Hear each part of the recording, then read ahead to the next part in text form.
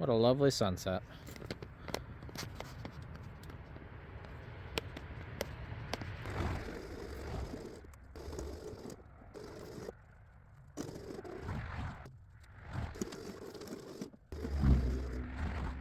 Well, there's the start of the project.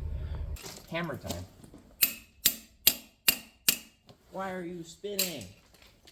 You should not do that. Okay, well. Oh my God.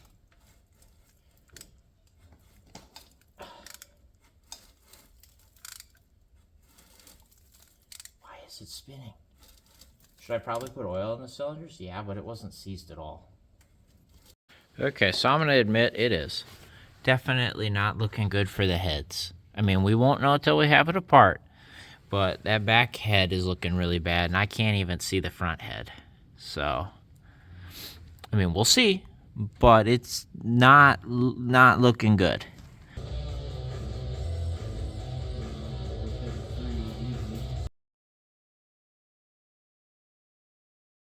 Well, we're in the town and country here. We're getting a car wash, you know, as is necessary. Thanks for the noise, by the way. And here, I can show you that. We've got plates. Yeah, we've got plates for the 91 Grand Caravan. I went and got the title transferred today and everything, so that's all taken care of. Still don't have the motor in it or anything, but hey, it's licensed for the road and insured, believe it or not. So that's cool. Good use for the town and country. The heat's still working really good, this thing. I don't know if you guys remember, that's where we left off. Got the heat working, so she's good to go. It is, well, it's 20 degrees in the car wash. It's like 10 degrees outside maybe. So, but it's looking good. 181, 358 on this old girl. So she's catching up with the 91 Grand Caravan there with that 212, 247 I think it's got on it. So figured I'd update you there. Got all the paperwork done, so let's go. All right, she's legal now. She's got plates. January of 26, going from April of 07. Granted, like I said, I firmly believe that those plates were put on it while it was sitting being pushed around in the yard. Those right there, considering they were still in the vehicle when the vehicle was parked. Dated April of 04 was the last time that van was plated and on the road. I've got all of the stuff needed to make this engine and this transmission properly function in there. So we have everything we need, or should, to get this van put back together as far as the drivetrain goes. So that is very cool. We should be able to get it going, hopefully, and hopefully it runs. Hopefully it moves. Hopefully all this stuff works like it should. That would be really, really nice. I think it will. I think this one will run. I think it'll drive. I'm confident, kind of. Unless there's a spun bearing or something in there. Okay, we're back sooner than I thought. Me and Dad just carried this into the garage. Now that we've got the Turn Up the White Voyager out of here today, actually cleaned the whole garage up and everything. It's all actually nice. Been organizing tools and stuff. He's like, well, why don't you just bring it in here? And I'm like, well, I don't want to pick it up. And then we went out and picked it up and brought it in here. Now we're trying to figure out the engine and what we want to do to get that in here, because we might as well put them both in here, right? So right now I'm working on figuring out how to get that onto the other motor stand that we bought and to drag that up in here, which once it's on the stand and it's out and it rolls, it's not a big deal. It's just where it's sitting, it's hard to get it on the stand, but also I got to think about how I'm going to get it back in. So whatever process we go through, I need to be able to reverse engineer it when we bring the motor back in. So it's not just a matter of yanking that hoist and dragging the whole thing out of there, because how am I going to push it back in? So we got to come up with something more creative, which I think we've got an idea, but. Okay, so we've got to make some changes to our new motor stand. So the standoffs are longer, so my bolts aren't long enough to bolt the stand to the motor. So I want to do some measuring and cutting. So what I'm going to do is, well, we got to take the flywheel off anyway, so I'm going to whiz the flywheel off really quick. What are these? I think they're 18s, right? No, they're not. They're 17s or something. Okay, better get the right size. Anyway, so what I'm going to do, just so you know, we're going to whiz the flywheel off, and then I'll be able to come out here with the top piece to that and kind of guess and check how much I can cut off of those standoffs. Because if you so they have the little standoffs, so you run the bolt through that, and then it bolts to the engine. The standoffs are longer on the newer style half-ton stands than the older ones. The older ones are a lot shorter, so all my bolts are shorter. so they're not long enough for that stand. So instead of getting longer bolts, I'm gonna destroy my stand to make it fit. Mostly because I don't want to go find bolts right now, and I want to kind of do this right now. If you catch my drift, I'm impatient, so we're gonna hurt my stand to make it work. So we'll see. I don't know. That's my thought, and I only need 2 of them. Well, no, they all got to be cut the same, but I need 2 threaded bolts. I think these are what, M12 by 175, maybe M12 150, whatever. They're M12 somethings. I need 2 of them to thread in. The other 2 can be through bolts through these pegs here. But the top 2, like this one and this one, or whichever 2 I pick, they need to be that. But we have to have this flywheel off anyway, so we're going to pull the flywheel off with, I guess, in 17 millimeter, because the 18 is that. So there. Now you know. Okay, Impact made quick work of that. That's out. Something I didn't notice before. Well, 2 things. One, the rear main looks like it's leaking a little bit. Notice that? So we can address that. So that's cool. Also, why does it look like the 4 bolts where the transmission actually sat look like the, you know what? That's probably where they were squeezed together, where the standoffs kind of rubbed their way in, huh? That, or it was loose and vibrating. See that? That's where those were the 4 bolts bolted to the torque converter. I don't know. Anyway, that rear main is kind of leaky, so we get to fix that. That's a good thing. But that's off, so that's cool. You know, it's probably a good thing. I've been convinced to bring this thing inside to work on it. I was thinking about it anyway, but all the bolt holes are full of ice right now. That would have been a pain to deal with. Okay, so I'm going to show you what we're going to do here. And obligatory, don't try this at home. So we're looking at the old half-ton Harbor Freight engine stand here. This is a 2-inch standoff here, the one with the transmission on it. Now, if we go over to the head of the new one, which we want to put the engine on, if we look at this here, that one is just under 2.5. What is that, 2 3/8 or something? Yeah, 2 3/8. So that's not ideal. That makes my bolts not fit. Now, we took this here, and I held it up to the engine with the flywheel off, and we have 1 finger's length of clearance. Now, if we do a good estimate on that, that's a 1/2 inch. So I figure if we cut a 1/2 inch off of that, we still clear these bolts. We still clear everything. So the only place this was worried about touching is between this bolt and the rear main seal cover. And that is more than 1/2 inch away right now as it sits. You know, it's 3/4 of an inch. So if we cut off 1/2 inch, we should still have 1/4 inch clearance on all of them. So that's what I'm going to do. I'm going to cut 1/2 inch off of this, and that should give me 1/2 inch more worth of bolt that I should be able to get to thread into the engine. And in theory, that should bolt to it then. So I'm going to try that, and we'll see what happens. Okay, so that's fitted to it, by the way, if you notice there, and we've got clearance. So that's really cool. Actually, enough clearance that if I'm really funny about it, I should probably be able to get that rear main seal replaced with it on the stand like this. So that's good. Anyway, so what we did is we have 2 through bolts there. That's okay, you know, that's cool. Might want to think about putting a big washer on the back of that, but do I risk it? I probably will. So what I realized is the threads that are on the bolts that go on the mount here are the threads that Chrysler used. So they're long, so I stole one and put it there, and then we did this stupid shit right here.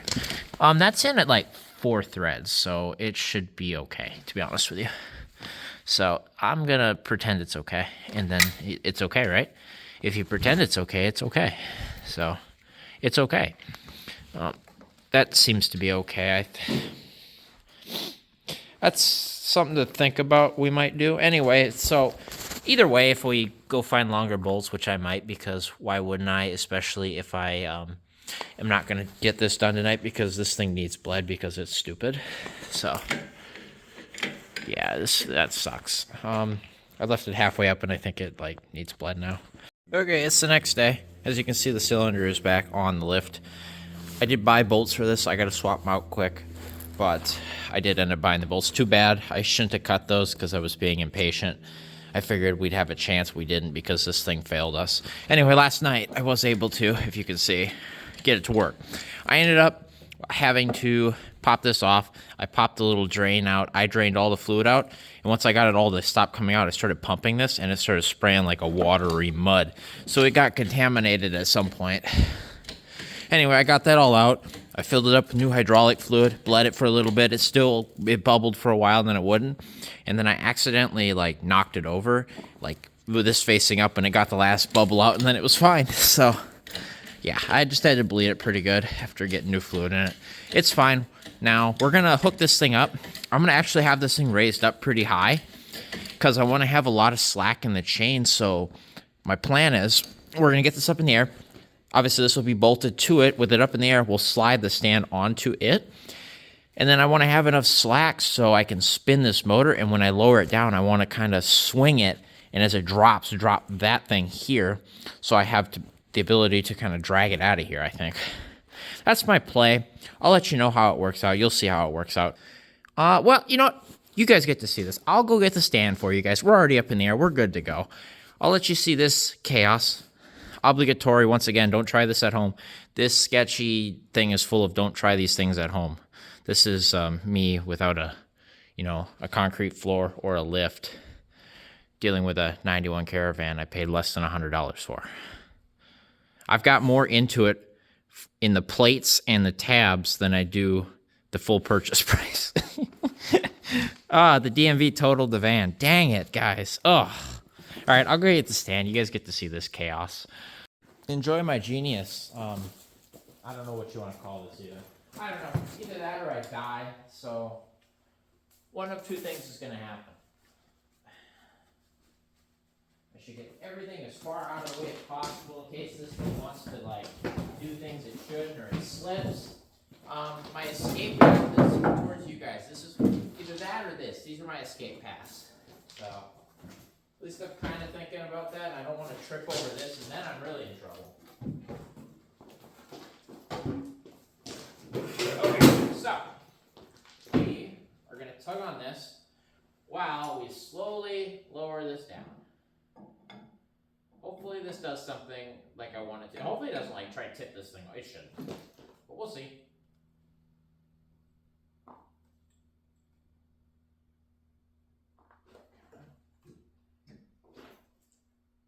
Front wheels are touching. Don't go that way. Come my way. Okay, all four wheels are touching here. Oh, this thing is balanced here. There's no weight on the chain. Oh no. I guess it's a safety chain as I roll it this way. As I lower it, I can tug it this way.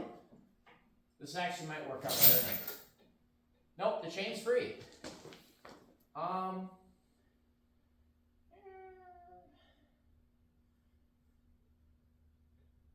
boy, is it just balancing there. It's more well balanced than I thought it would be. Okay. Come my way. Okay, well, we're at the tipping point, so I don't know what's going to happen here.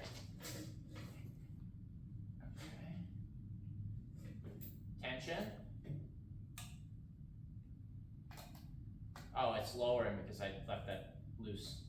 Well, it's slowly lowering. Okay, it's going to want to tip the motor stand over. So, what we're going to do is I've kind of got it balanced, but we're going to unhook it. I don't want to tip the stand over. There we go. Okay, that worked out better than I thought it would. Okay. We're good.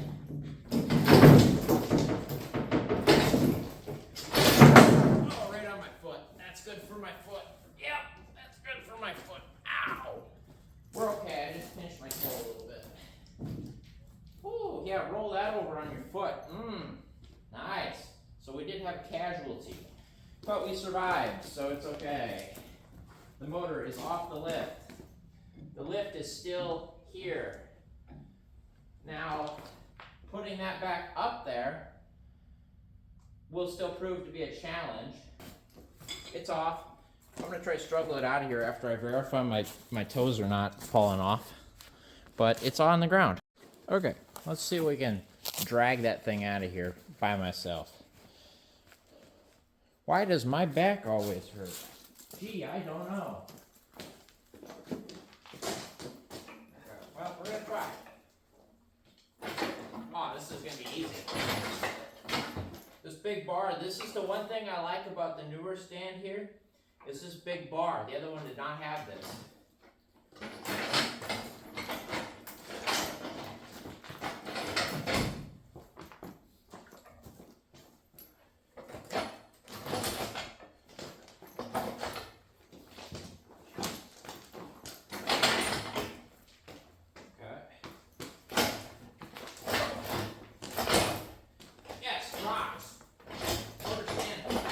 Good on rock.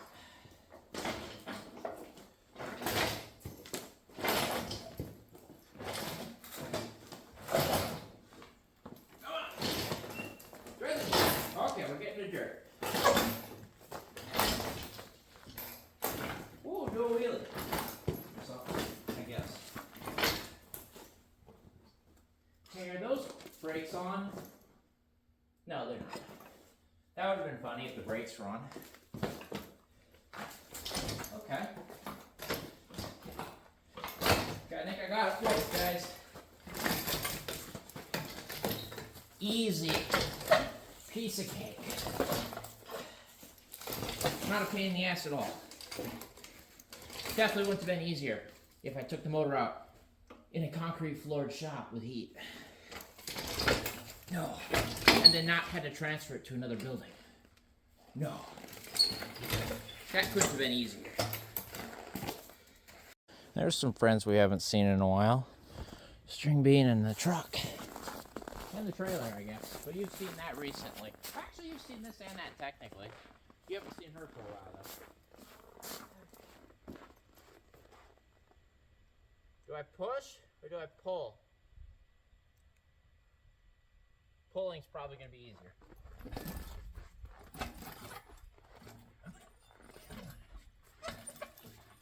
I don't know. Maybe push. I don't know. We'll see. I gotta get it out of here first.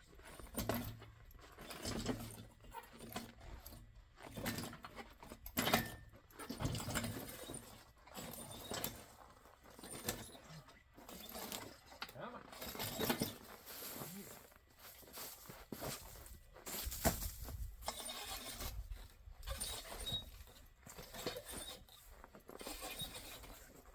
We're gonna try push.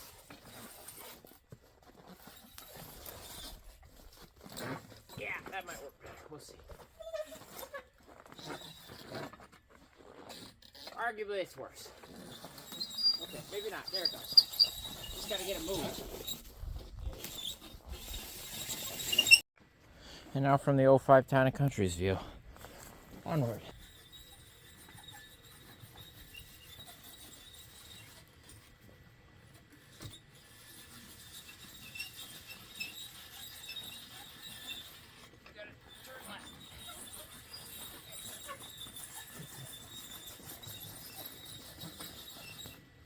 This is supposed to roll on dirt, right?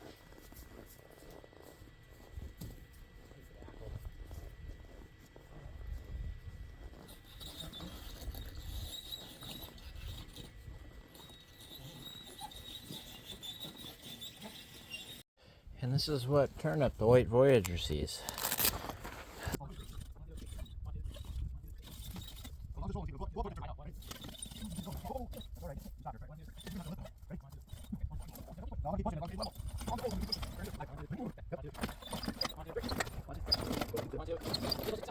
Oh, what an ordeal that was. Well, that's taken care of anyway. We got the motor and the transmission in the garage where we can figure out what we got to do to get them fixed up and put back together. I'll definitely show you a little bit. I noticed some stuff already just having it on the stand in there. But we got our work cut out for us. There's not much I need to do here. I got to grab that torch and bring it in. I don't think there's any other parts I need. We're going to walk around here. We're going to look. There's the trash pile. Probably should grab that throttle body, huh? He's pretty stuck, isn't he? I don't know that I got another 3.3 throttle bodies the thing, so I think I need this one. Yeah. maybe I'll bring this intake in and we'll try to unseize that. Do I want to use this fuel rail? It wasn't leaking per se because it didn't start leaking until I moved the joints. It had fuel in it this whole time. The rail itself is really crusty up here. I don't want to use this rail, so we won't. Parts though, if we need anything, I guess, like the bracket for the pressure regulator or the clips on here, I guess. Not really, those clips are all shot too, to be fair. So we don't need any of that. We might need this tube right here off this old intake. I won't know for a little while yet anyway. But the bolts probably won't come out of it, so it doesn't matter. The radiator, don't have to worry about needing any of that right now. I don't even think we need that. That fuel injector harness maybe might piece that together. But that we don't need that out here or in there to rebuild the engine. Don't need any of that stuff. I might need to make a few trips out for bolts and stuff. We'll see. Nope. I don't think we need any of that. Good. I think we're good. Okay, well look at that. We got the motor and the transmission in here, both on engine stands and stuff. I've been kind of sitting here staring at them for the better part of an hour while I regain some energy here. I did just come through here. I grabbed the bottle of PB Blaster. I was looking at these plugs.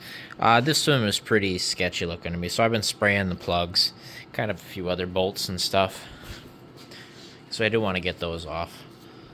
But I also sprayed the pulleys down. This pulley spun free, but this one, remember how stuck this one was? Look at that.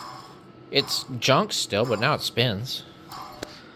Yeah, I mean, it's junk, don't get me wrong, but I freed it up. Also soaking these. This bolt we already got out. This one is vice grip size, but we might be able to heat them up and get it out. That one broke off after spinning. I think that one just snapped off. But if we get at least 2 of 4, that's better than 1, I guess. Otherwise, I got this bolt we got to get out. This intake is, I don't remember where it was from, but it's got one broken bolt off in it on this side, and it's got a broken stud on this side that I haven't sprayed. And I'm assuming that is why I replaced it, because I didn't want to deal with this. Now we're going to have to deal with it. But it sure beats that other intake, that's for sure. So as far as disassembly goes, we'll get the valve covers back off, we'll get this intake back off, pull the accessory pulleys off, water pump pulley we got to pull off. I got to show you something there in a minute here. Get all that off. We got to get the old exhaust donut gasket out, got to get these studs cut off. We should be able to cut them off flush here, and they should fall out in theory. Got to get the plugs out so we can look down the cylinders and everything and see how those plugs are, re-gap them or replace them. Want to get that bolt out like I said. Otherwise, once we have that off, we just got to clean up the surfaces here, figure out what we're going to do. I think it's a form of JB weld of some sort to clean up that corrosion there. And then it can go back together with new gaskets. But before we do that, I want to flip it over here, get the oil pan off again. I want to inspect all that, make sure it's not going to, throw a rod or something. Make sure that all looks good, I suppose. And that's as far as the engine stuff goes. Everything else is, Oh, timing cover. We want to get the timing cover off. We're going to reseal that. We're going to put a front main seal in it and everything.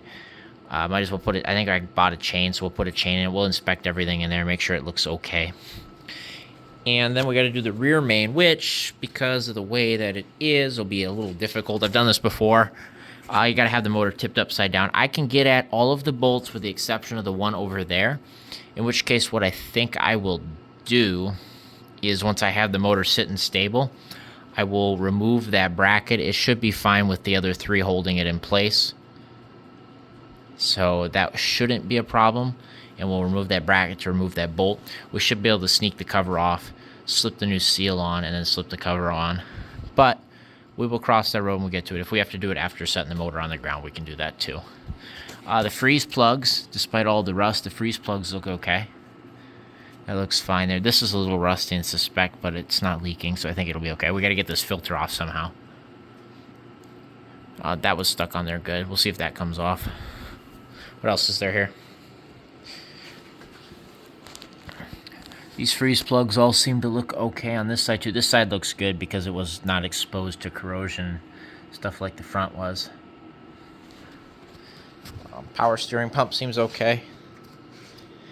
This hose has got to be replaced, which, speaking of, you see this hose? Aftermarket hose clamp down here that is completely rotted away. Somebody's been here before. Now, if we see here, see this water pump. See this nice anti-slip pulley?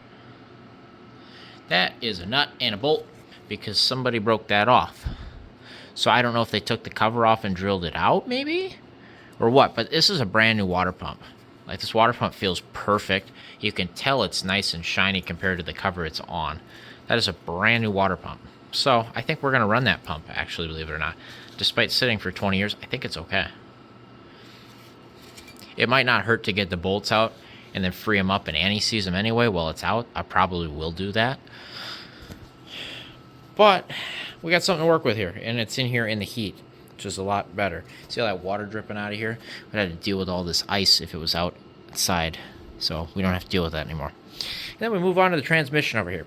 And the first thing we gotta do on the transmission is we gotta tap this out. I have the tap set and everything. Rethread this, get the little breather cap back on, get that dealt with. Then we gotta pull all the covers off, we'll reseal them, flip it over, we'll clean up the pan, do the filter and gasket. Then we gotta do the shift solenoid. Might as well replace speed sensors and stuff. I might come in here and fill some of this corrosion holes and stuff. Some of the deeper ones I might want to fill. Look, there's a rock in here. Get that rock out of there. Okay, I figure I'll bring you along here for the plug removal. I'm curious how these come out. I mean, they do look pretty new. They're not too dirty looking where they were covered. So I'm assuming they've been done at least, well, they had to have been done at least once, probably twice at 212. Please come out easy. Oh, nice. Okay, that's a good sign. That one wasn't too bad. We're starting at the front here. I guess this is number 2. Let's see what they look like here. Yeah, that's coming out easy. Nice, okay. Was worried a little bit. Here is, come on, it's almost out. How does number 2 look? They look pretty new. Yeah, not too bad. Definitely not new. They've definitely been run. But I'd say they're new within the last 50,000 miles or so. 25 maybe. Definitely pretty new. We'll re-gap these and we'll reuse them if they all look like that. Oh, there it goes. Okay. That one feels okay coming out too. No big deal there. Same deal there. That one looks pretty good too. Valves must be closed on both of those. Number 6. Oh, yep. I knew he was going to be a problem. Oh, and you see what I just did there? Smacked that loose and broke the porcelain. Yeah, he might be a little bit of a problem here. For this little 3/8 ratchet. I'll give it one more shot here. Uh-oh. I guess we're not reusing that plug. Clearly.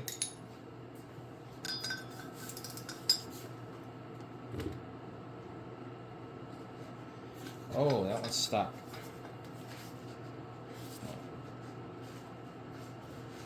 That one's really stuck, actually. Okay, that will need to be heated on.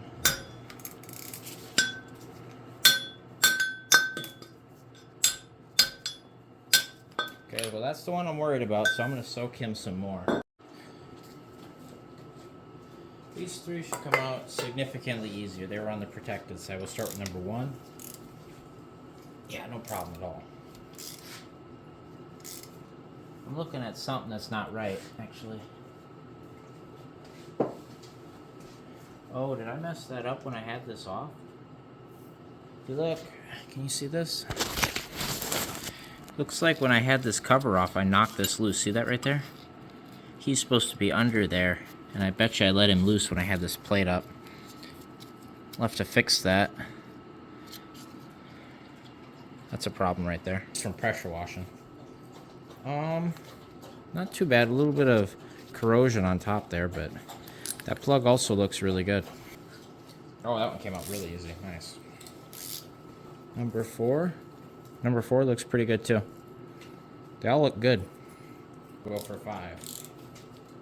Nope, 5 came out okay. It's just that one then. Yep, and that one looks good too. Nice.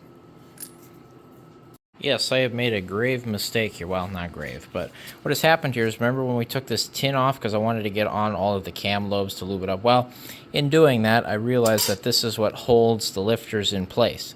So what has happened here is this plate has moved up off the lifters. So I've been trying to fish it down with a magnet. It would go down over this one, but it wouldn't go over this one. You see why? This lifter is spun in the bore, so I got to get it to spin back. I have to very carefully come in here and get it to spin, back to this way. So that'll be a fun task here for a second, and then we'll do that, and then we'll get it back on and call it good. But yeah, don't make that mistake. Springbrook and Bull Rush Golf Club, a 60% discount.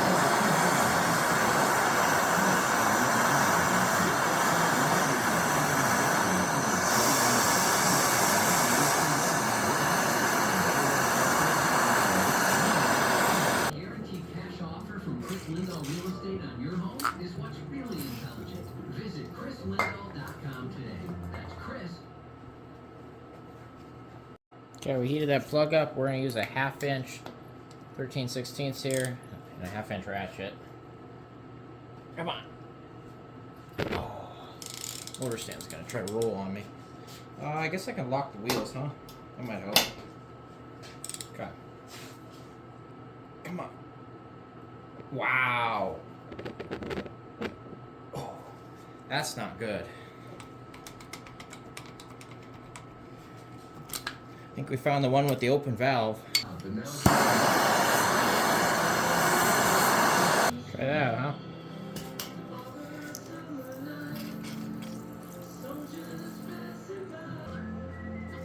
Oh, there it goes. Well, that doesn't feel good. Back and forth.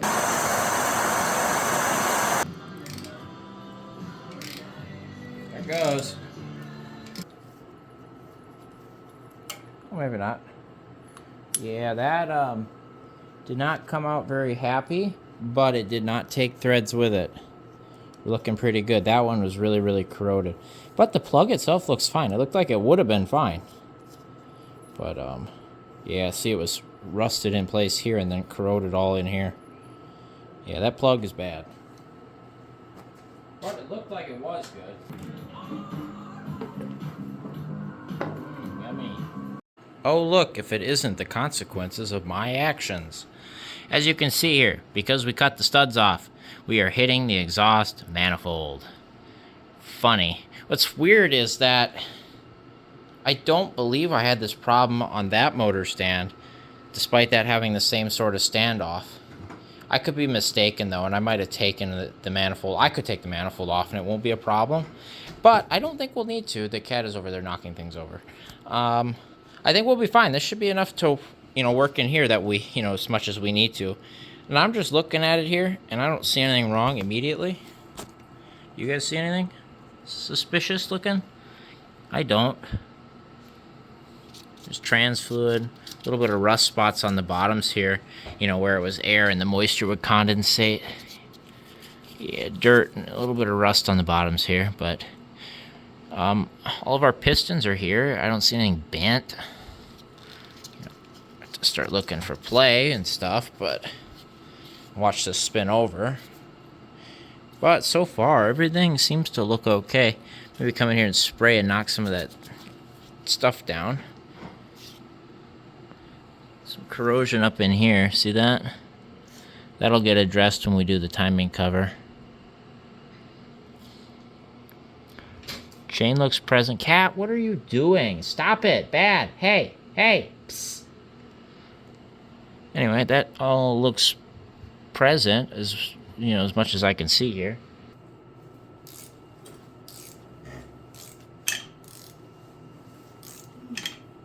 That's a noise. Do you hear that? Let's go clockwise. What is that noise?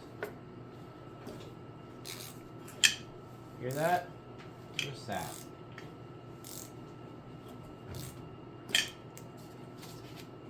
is that noise? Hey, you guys hear that, don't you? Is that the chain catching, or is that a... It makes that noise right at that tight spot. See, we're hitting something right there.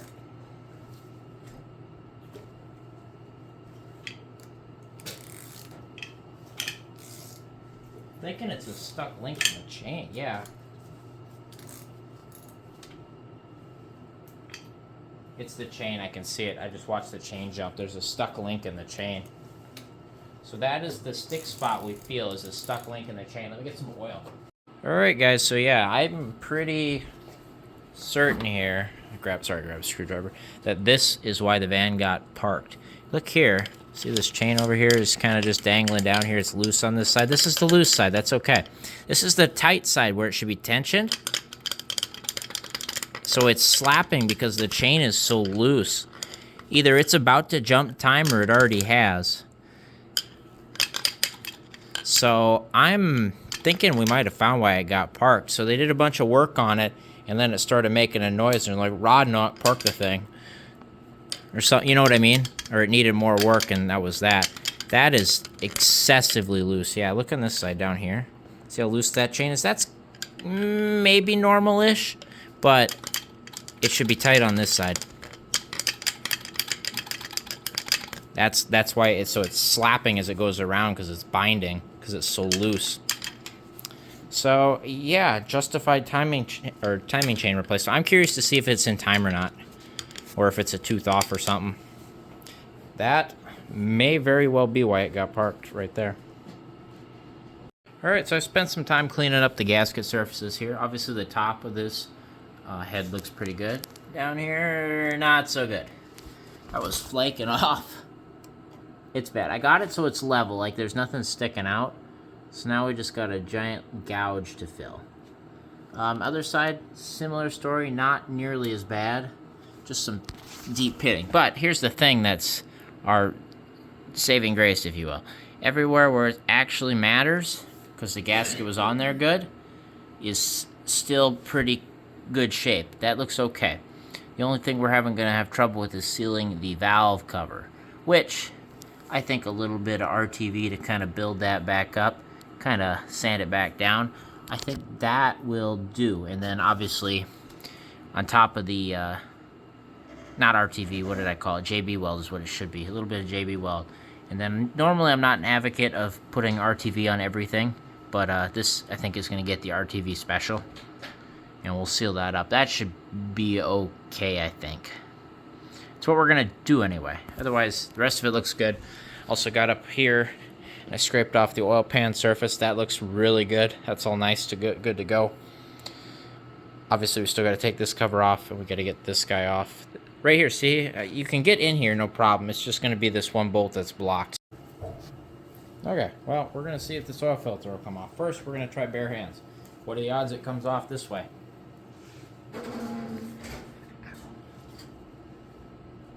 Not very likely. Okay. Doesn't win here, I don't know what to do. Please don't crush the oil filter like it's gonna do. It's gonna rip in pieces. Oh, and it's full of oil too, by the way. So this is gonna be fun. Uh-oh.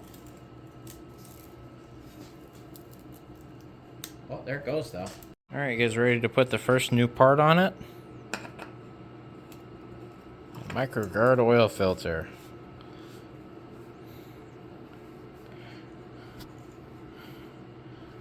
There. And it is labeled with the mileage in a perfect spot where you can't see it. But it's on there. 211, 2025, 240, or 212, 247. There's the first new part. Alright. Figure I'll show you this oil pan real quick. I don't remember if we showed you this last time, but look at all of the sludge in the bottom of that pan. Yum.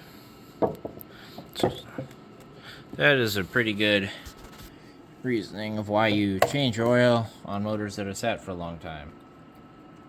And so a lot of that's water and other crap that we sprayed down, but look at the sludge.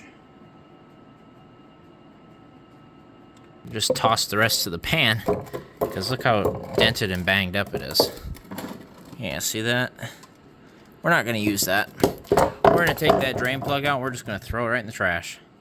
And then that's that. And we've got the new pan up over there with all the parts that I haven't told you about yet. So I might as well tell you about those. Clearly, we have an oil pan. I did tell you about this guy. That is the Mopar OEM shift solenoid. Trans filter, timing chain. We've got a set of cork gaskets here. Trans pan gasket, we'll probably use the one in here, not this one. Speed sensor. That is the breather element for the air filter.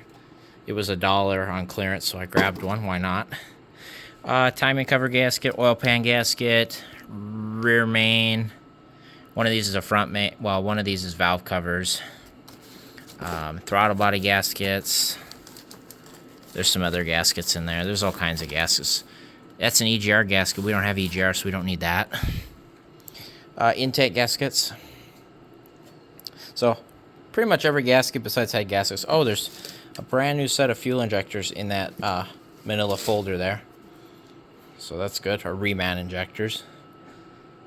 But that's all the stuff that's got to go on. Anyway, like I said, we got a new oil pan to replace that gross, crappy looking one that's all dented up. So we'll get rid of that. I know I said I was done. I did all my cleanup, got all the oil dry down here. I started looking at the transmission. I'm like, well, I want all these covers off, just in case there's any water in here. I want it to dry out. There wasn't actually, which is nice, but we got all the pans off, got everything looking okay here. I got the new filter and I just threw that on there. That was an easy win. Otherwise, everything's looking good. So both of these, pretty well. That one is definitely ready, just cleaned up, put new gaskets on it, send it home. That one's good to go. The next day. So in doing that, I probably added another couple hours of work that I possibly didn't need to do. But I wanted to have this off here anyway, just to inspect this surface and replace that O-ring, if nothing else. But in doing that, we managed to get the only non-through bolt out. The rest of them snapped off. That one snapped off below. That one snapped off just over flush, and that one's flush too. The through bolt here, the way I'm beating on it, I would say it's threaded, but I don't know how they would have threaded it in there. You can't get a socket on that. It's flush, so it's like it's pushed in, but I couldn't get it to come out, so we're going to cut that one off flush and drill it out too. So we got to drill out 4 of the 5 water pump bolts. So that's cool, and then rethread them is what we'll do. And then we'll anti-seize them, because clearly the last guy didn't learn. That is a fresh water pump, and those bolts are seized in there. But, it's 20 years of sitting, so... Otherwise, where did I put the pump? There it is. So this is the reason I wanted to get into this, because see how corroded it is just getting around that O-ring. You don't want to do all this work and then have that start leaking and have to take the cover off to drill the bolts out again. So I'd rather go through that pain right now. We're going to reuse the pump. The pump's good. I'm going to put a new O-ring on it. I should have plenty of those. Because you usually get the water pump O-ring in the timing cover kit, and then you get one with the water pump. And usually I'm doing both at the same time, so... I've got some duplicates. Otherwise, yeah, I got it off, so that's good. But we're looking okay. Otherwise, we're pretty well ready to get the timing cover off, except for this right here. And I might try drill these out while it's still on the vehicle, because it's a pretty good stand here to get in here and drill them out. I might do that. It might make it easier for me anyway. So I got to cut this guy off flush, and then we'll either do that or we'll do whatever. But I also got to get the puller out for this. I got to get this bolt out, and then the timing cover is ready to come off and get redone. Okay, done with that little detour.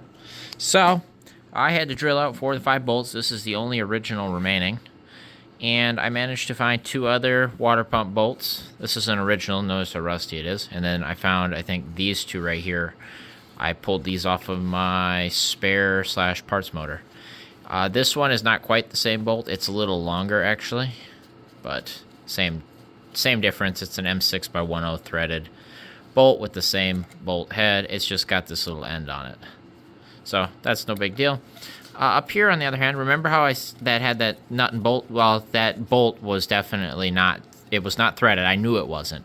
It was just so rusted in place. Anyway, I figured that after I drilled it out and tapped it, it decided to let loose. So that's cool. And they drilled their hole out bigger, naturally. So I upped it to an M8 by 125 thread, because I had this bolt that's M8 by 125, and so that's what we're going to do there. That's okay. I also wallered out the hole on the water pump so it'll fit through. Drilled that out to be for that size. That's good to go. They probably all should be that size anyway. Probably from factory, if they put a little more aluminum here and drilled them out to that, they wouldn't have so many broken water pump bolts, but that's just me talking. So anyway, so that side's quest is all done.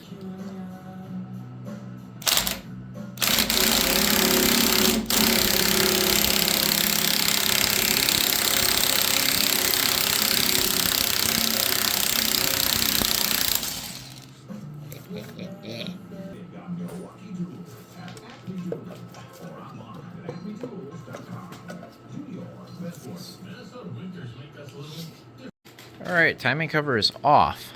Now I really want to see what the heck is going on here. So this cam pulley looks oddly shiny, doesn't it? It looks oddly really nice. But this guy's got to go. This tensioner doesn't need to be present anymore. They don't need to be there. That was revised, so we'll make sure we remove him. Apparently the new crank bolt I got is a 15, so that's good, I guess. Front main seal looks like it'll be okay. Clean up that, see that little rust slip? We'll have to sand that down. But that's interesting. That bothers me. So let's see what's happening here.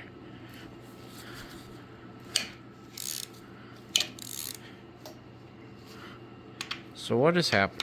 So this side has got some tension to it, but that is like really loose.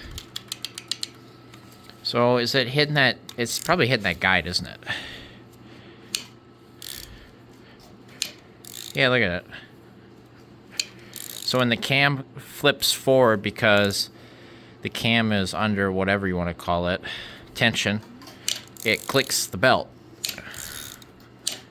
See that? So if we get rid of this, I bet you that problem goes away. But I bet you that chain is loose, looser than it should be.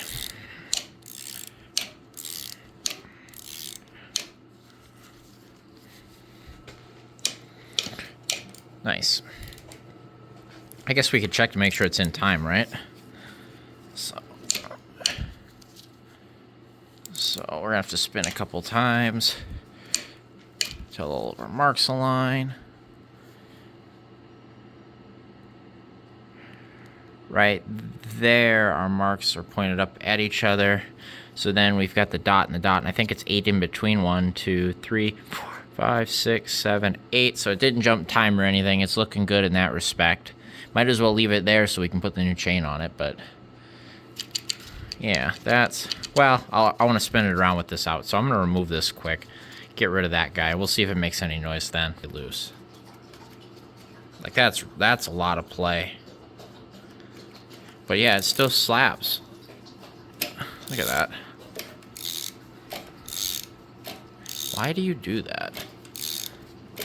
But it doesn't make near as much noise. So we're definitely going to replace this chain, and we'll see if that problem goes away. Okay, so we got the rear main seal cover off, got the rear main seal out. I got it out of the cover too. I did get this out of the way. This was more of a pain than I figured because it had a peg on here, so I kind of had to get it. It came out, so we're okay, but so there we go. Now we just got to clean up the gasket surface there. We can get that, hopefully sneak that rear main seal and everything on there, and then that'll be good. I got this all cleaned up. I'm going to put the timing chain on now, get that all set up, and get ready to put that cover back on. All right, there is the timing chain back on. I still got to torque this down, but we're going to see. I've got it tightened down enough. Let's see if that chain slaps like it was. Oh, it doesn't slap at all. See, that chain was super loose. And I'm thinking they might have thought that was rod knock because it sure sounded like it. Look at that. See that, guys? That's all there is to it. Needed a timing chain, like actually needed one. Suppose at 212, 247, it's about due. Figure there is, it's timed back up. Yeah, look at it, there's not nearly as much slap, and this is tight. that was it right there. That's why I got parked, I bet. Well, I was doing some digging around, and looky what I found in the used parts shelf. That is a set of Champion, RN14 MP P5s or whatever. It's essentially the same thing as that. Anyway, that's a set of plugs there, and you know what these are out of? They happen to be out of Green Bean. These were the plugs I took out of Green Bean back in 2022. Flashback to Green Bean. But I remember this now, but I took them out because, well, I bought plugs. I was like, well, now I'll put plugs in it. I figured they're, at 230-something thousand miles, they need a ton. Now, it turns out somebody had just done them not too long before. These plugs are actually better than those plugs, I think. Obviously better than that one. But we're going to clean those up quick. We'll gap them real quick, make sure they're good to go, and we're going to throw that set of plugs in it. But before we do that, somewhere around here, I have the bore scope. And we're just going to poke our heads down the cylinders. We'll rotate the engine over. We'll poke our heads down each cylinder, and we'll just see what we're looking like and, the shape that it's in, just so we know. I'm not going to do anything about it, but we'll just see what it looks like. But yeah, so that's why I keep used parts sometimes. I remember taking these out, and I'm like, dang it, these are brand new, and then I replaced them anyway. So that's why I kept them, though, so we will put them to use now. And I figure we'll just hang on to these nicer ones. Clearly, this is the best one. We'll hang on to him, for sure. We'll just put these in the box, throw them back in there, relabel it, I guess. So, there you go. Okay, so we get the bore scope out. I got this number 2 cylinder all the way down. If we look in here, looks pretty good. You guys, I don't know how much you can tell. There's a little bit of carbon buildup on top of the piston and stuff, but there's no rust on the sidewalls or anything. Looks pretty good. I kind of poked my head into the rest of them, but I'll give you a look here in a second. I'll go to the next one. Okay, and we'll move to number 4 here. And same deal. That one actually looks pretty clean. That cylinder looks pretty clean. But I don't see any rust going on here. Sorry. It's kind of precariously holding that. Get back in there. Yeah, it looks pretty good. I don't see anything going on there. Move to the next one. Alright, now let's go look at number 6. Number 6 is really clean too. Yeah. Not much. I wish I had one of the ones that had the swivel head on it. That would be really nice. But you can tell it looks pretty clean in there. Yep, that one looks pretty good too. I don't know how much you can tell, but it looks okay. I see no problems in those cylinders. So they didn't get moisture in them at all, which was nice.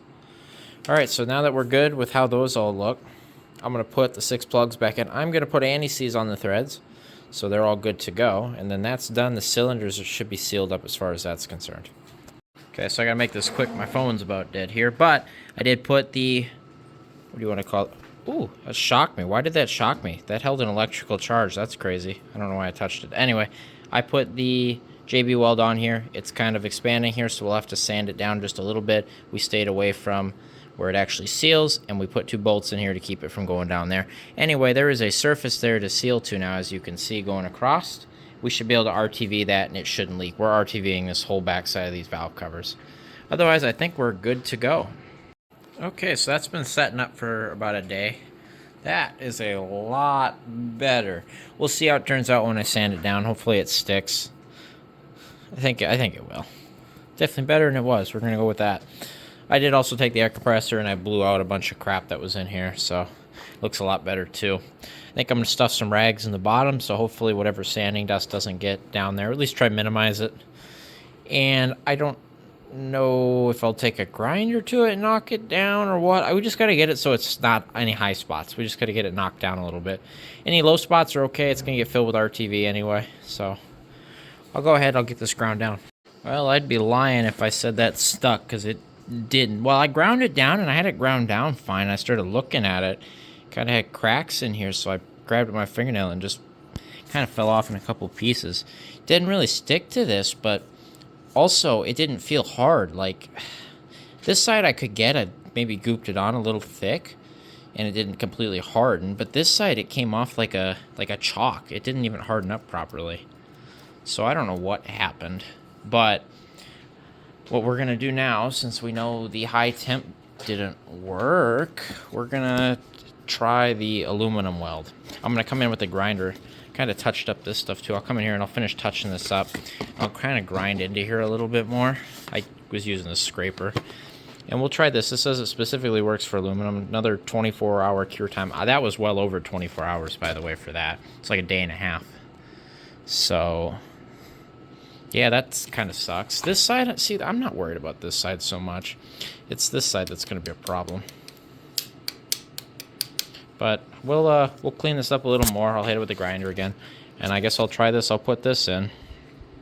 And then I guess we'll have to wait some more because I don't want to seal up anything. Because after this does, you know, finish and I get come here and grind out, I want to be able to blow it out, and any chunks I want them to fall out the bottom. I guess I could seal up the timing chain. We could do that still, but we'll get this cured. We'll seal the timing area up, maybe do the rear main, and then we're going to go ahead and we're going to work on the transmission a little bit, get this all buttoned up, ready to go. Yeah, that sucks. Well, there's take two. I honestly feel better about that. The consistency of the aluminum weld seemed better to me, but also I went in there and I dug into that a little more since I had the grinder out. Is it perfect? Absolutely not. Can we make it work? As long as that hardens up. So I think that'll be okay for now. I guess, yeah, we'll move on. I'll get the timing cover cleaned up. We'll get this all sealed up, and I'll bring you back.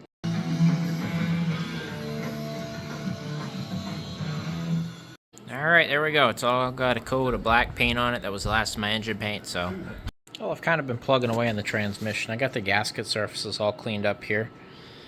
Same with back here. But I also put in the little diff pin retainer guys. I think what Transgo makes these, A604, 31TE, whatever. They make these for both the 3-speed and the 4-speeds. Anyway, I got those in on both sides, and I got all 4 bolts torqued back up to 70 foot-pounds. And then I also got the axle seals both out and replaced. So this one's pretty easy. You just get a screwdriver here and you pop around the seal, bam, it comes out. This one, on the other hand, is a bit of a pain in the butt where you have to kind of get a screwdriver in here carefully and kind of flex out the thing, you know, the front lip of the seal. And then you get in here and you kind of peen it over until it kind of breaks the seal around the edge there. Anyway, and then you get the new seals and you hammer them in with a big socket, and that's that. So that's all rebuilt. The covers here should be about ready to go on. So I'm going to do one final wipe down on the surfaces, get the gaskets ready to go here, and we'll get these 2 covers back on. And then that's all done. Okay, so we happen to have a cork gasket this time. And typically these don't need RTV, so all I did was add RTV where the bolt holes are, so it kind of seals the bolts, which is also doing us a favor and holding the gasket in. So we'll get this cover on. I'll torque these down till I feel they're tight because they are M8 threads into a aluminum case, so we'll just get them snug. Key here is just to go back and forth and just evenly torque them all down. That'll do the best to help you. There we go. That looks all nice and shiny. Got those 2 covers on. I don't see any reason why we can't put the rear cover on, so I'm going to flip the trans over here, and I will put the bottom pan on. That should be ready to go. I did bang that dent out of it too, by the way, while I had it apart, but this should be clean here. If I can get it. It's dry, so come on. Yep, got it all cleaned up. It's all ready to go. I'll just clean the gasket surface here quick, get the gasket ready, and we should be able to put that on quick. There, trans pan's all done, so all the pans are done now.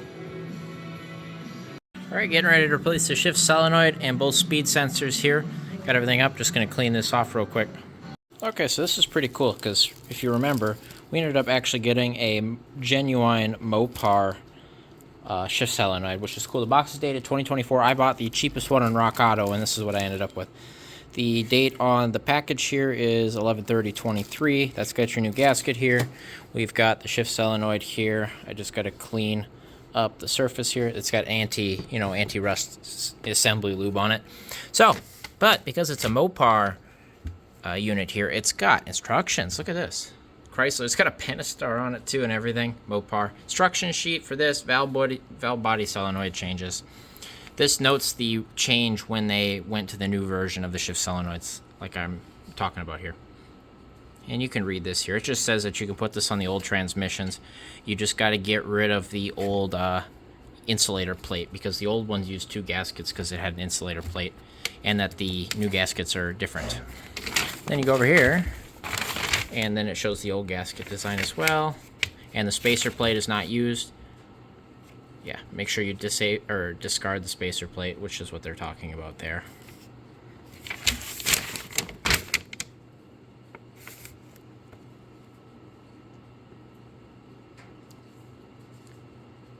Yep. Just so you know, that's kind of cool, actually. But this is, what was this dated? I think this page was dated, yeah, 1999, revised in 2000. But it's the same sheet, same instructions for the last, 20 plus years. So let's get that installed real quick on that transmission. Hey, and just so we're clear, I kind of panicked for a minute too. This dowel pin here, I was like, wait, there's no hole for the dowel pin. They make them so they'll slide in if it doesn't line up, so the screw will snug it down. I kind of tapped it with a hammer already. I was like, well, I'm just going to take the dowel pin out. And then I took it out and I looked down and I was like, oh, there's room. So it will sit flush if it needs to. These two dowel pins aren't an issue. Just so you know, when you see that on your older 41TE, not an issue. Okay, got the transmission all put back together. It's all done. Got a new shift solenoid, new speed sensors. I put new hose clamp on the hoses. We'll see how long those hoses last. They're pretty old. But all new covers on, new seals. We should be good to go. I could do that seal in there, but it looked okay. I'm not worried about it. It wasn't leaking, so I guess it'll leak when we put it back together. Now it's just the engine that needs done here, and we'll get working on the timing cover next. I got the gaskets over here. But we did fix the transmission, and this is what was wrong with it. The shifter for the valve body was seized in this shaft here. Now it seems to work just fine. So, all good there. Nice. That transmission might work yet. Alright, I got the surface all cleaned off for this rear main seal. And the steel plate, I got that gasket off. Kind of a pain in the butt because somebody cut the pegs off of his engine stand, so, But I was able to get in there with this, kind of just change the angle and go in at different spots there. Helps having a sharper blade to do it. I didn't have that, so it is what it is. But it's all cleaned up. A little bit of oil coming out of this bolt hole, but that'll be okay. We're going to RTV the gasket to the back of that plate there. Kind of hold it in place. Obviously, we'll go over the pegs. We'll get these first two bolts in, and then we'll kind of work our way back there and get the other bolts in. Get it tightened up. Once that's tightened up, we'll lube up the main seal, and we should be able to just press it on. It shouldn't fight at all. So, that is that. Alright, I got the rear main seal on. I put it in the case cover first, this cover, so I slipped it on the cover, kind of tapped it in with a hammer. Did that first, that makes it way easier. Because then all you got to do is you get your, gasket RTV to the cover and everything. Then you kind of slip it on, and then you just slowly rock it back and forth till it slips over. Obviously, make sure you don't lose the spring and everything. Make sure he's still in there. See him? He's all in there. And that it's over that, lip perfect. It's not folded or anything. And I used assembly lube to kind of lube it up. I put assembly lube on the gasket and on the crank. And it actually went in pretty easy. So that's a national bearing. That should be or a national seal. That should be pretty good with the RTV and this gasket. In theory, this shouldn't leak. It was leaking before. You could see the residue when I pulled this apart. So we did fix that. And very good. So I'm just going to put the bolts on, tighten it down, call it good, get my arm back on the motor mount, get this slip back over, and then we will do the front timing cover, and then we just got to wait for the JB Weld to seal up on the heads, and we should be good. There, rear main's all bolted up. That's all done. Nice. All right, timing cover's on. That one kind of fought me a bit getting the oil pump lined up, but we got it in, no problem. Got the bolts torqued down to 20 foot-pounds. Also got the pickup tube on, got that torqued down, new O-ring. Got the front main on. I lubed it up with assembly lube and everything. Got that all good to go. We got the cam sensor in place. Getting ready, going to put the water pump on. We're going to leave the pulley off for clearance for putting the motor back in, but we will put the pump on. I got to get a new hose made for the bypass hose. And then I'm going to start putting like the power steering brackets and stuff back on, because that can all go back on too. And then that's about it. I might set the valve covers on just to set them up there overnight, because it's hardened, it's set, but it's not cured yet. So, but this stuff seems to be taking a lot better. The other stuff never fully hardened, and like I said, it came off like a chalk. This stuff hardened up proper. Something was wrong with that other stuff. All right, crank pulley's on, bolts tighten to 40 foot-pounds. Water pump is all on, snugged up. I did RTV it, sorry. So the next guy hates me, just like I RTV'd the timing cover and the rear main, you know, just so the next guy hates me, which is probably me. Hopefully not. Hopefully with this engine having 212,000 miles, allegedly, that it doesn't need to come apart again until it throws a rod in 100,000 miles. So I did put the water pump pulley on. I just snugged up the bolts just so I wasn't sitting somewhere. It better sit there and I can take it off. But that's all done there. All right, here's the final update of the night. I spent some time. I got a bunch of stuff done.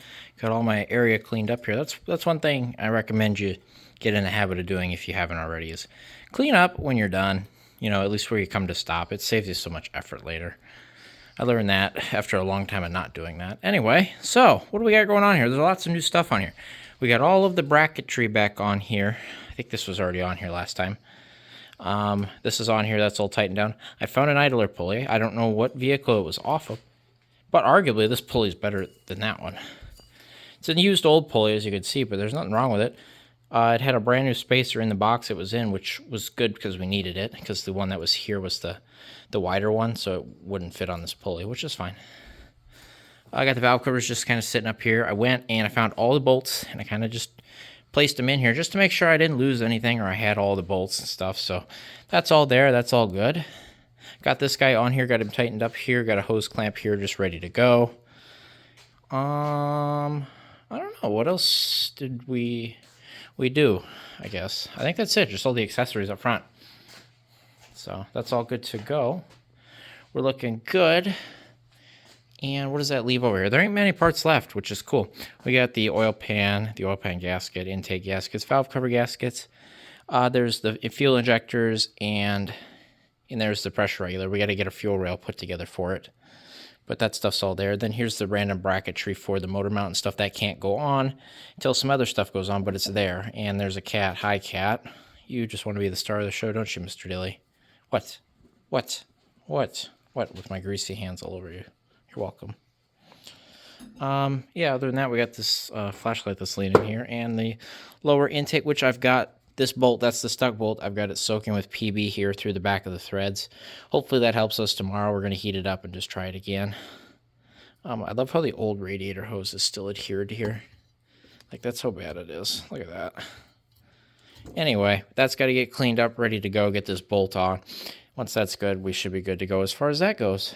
And that's it for parts. You know, it's just random other bolts. Those are spare bolts. And we're looking really, really good. I've said that a few times, I think. I think we're doing okay. Oh, yeah, here. I found this on the floor while I was sweeping. Where'd I put it? Yeah, hopefully this is not from us. It didn't have oil or anything on it, so I don't think so, but you know, it just scares you a little bit when you see this after you've been through a transmission a little bit. Looking check ball looking thing, but he didn't have any oil on him, no residue. I don't know. It could be from anything, but I saw it kick across the room when I swept, so it wasn't near anything. Like, it wasn't over in my area either. So I don't know. It just scares me that I saw that there. So it's like, oh, great, cool. So we'll ignore that. I don't know how I would have done it, because when I did the shift solenoid, or the valve body, I did that while this was still out in the back shed. So I didn't do anything with it in here where it would have appeared like that. Yeah, I don't know what it came from. It fell out of somewhere. Who knows? But hopefully not from anything important. Not from this stuff. But we're looking really good. Like I said, I'm going to call it for tonight. We're going to wait for this to cure up. Once this cures up, obviously we'll sand it down and get the intakes all back together. And then she's done. And then we're done. And then we can put it back in, which is crazy. I guess I'm not done for the night. I went to put some stuff away, and I scrounged up a rail that I've already got ready. I got to put new hoses on it yet, but in the regulator, but we have all that. And then I scrounged up an old 3.3 intake, which I had. I'm trying to remember what van that's off. I think that's off a blue van. I do believe that's off a blue van, or it's the one that I pulled from the junkyard when I pulled that lower intake. But I don't remember which is which. It's an intake, I think, for which it doesn't matter. It's fine. It'll work. I think it is off a blue van, which also that lower intake is off a blue van. So these two were together at one point, and they're back together. We have a wiper arm with kind of a rear grommet still for that. Found that. That's cool. I got a belt and a set of wires. So some other good stuff. There's parts we need. The next day. Well, it took a lot more heat, but I did, in fact, get that bolt out. It looks like it might have taken a thread with it, but I got it out. The next day. All right, so I really love taking the grinding wheel to the heads, but is what it is here. I did get them ground down. They're definitely not, flat because they never will be, but hey, at least this stuff stuck. Something was wrong with that other stuff. I don't think it's the high temp necessarily that was at fault. I think it was old or something. Anyway, this aluminum stuff stuck to the point where all we're looking for here is a surface to get some RTV to stick to. This should hold. If it doesn't hold, we'll know. I think what'll happen is we'll get oil coming out of the valve cover, and it'll probably, I don't think it'll get into here because this will be sealed. It'll just kind of seep out probably around the sides here. If it starts to fail, in which case you pull the valve covers off and you just put more RTV on it, I think. I don't know. We'll see how long this lasts. I'm not sure. I'm not sure what it's going to do, but we'll see. This is definitely better than it was, and hey, we're not having to pull the heads off and redo all that yet. So I think that'll do it. That'll be good.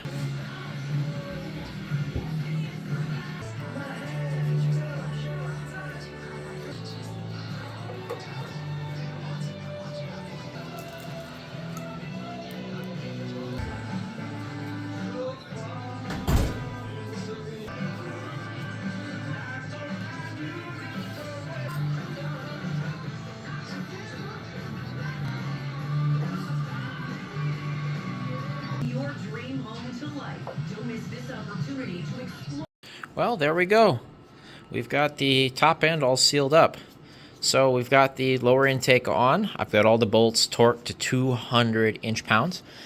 I ended up going scorched earth, and I RTV'd the whole top side of both heads and all around each of the intake ports and the water jackets on the head side only. On the intake side, the intake was perfect, so I didn't bother. I should have RTV'd the water jacket. It's fine. The intake side was nice and good. This intake is in good shape.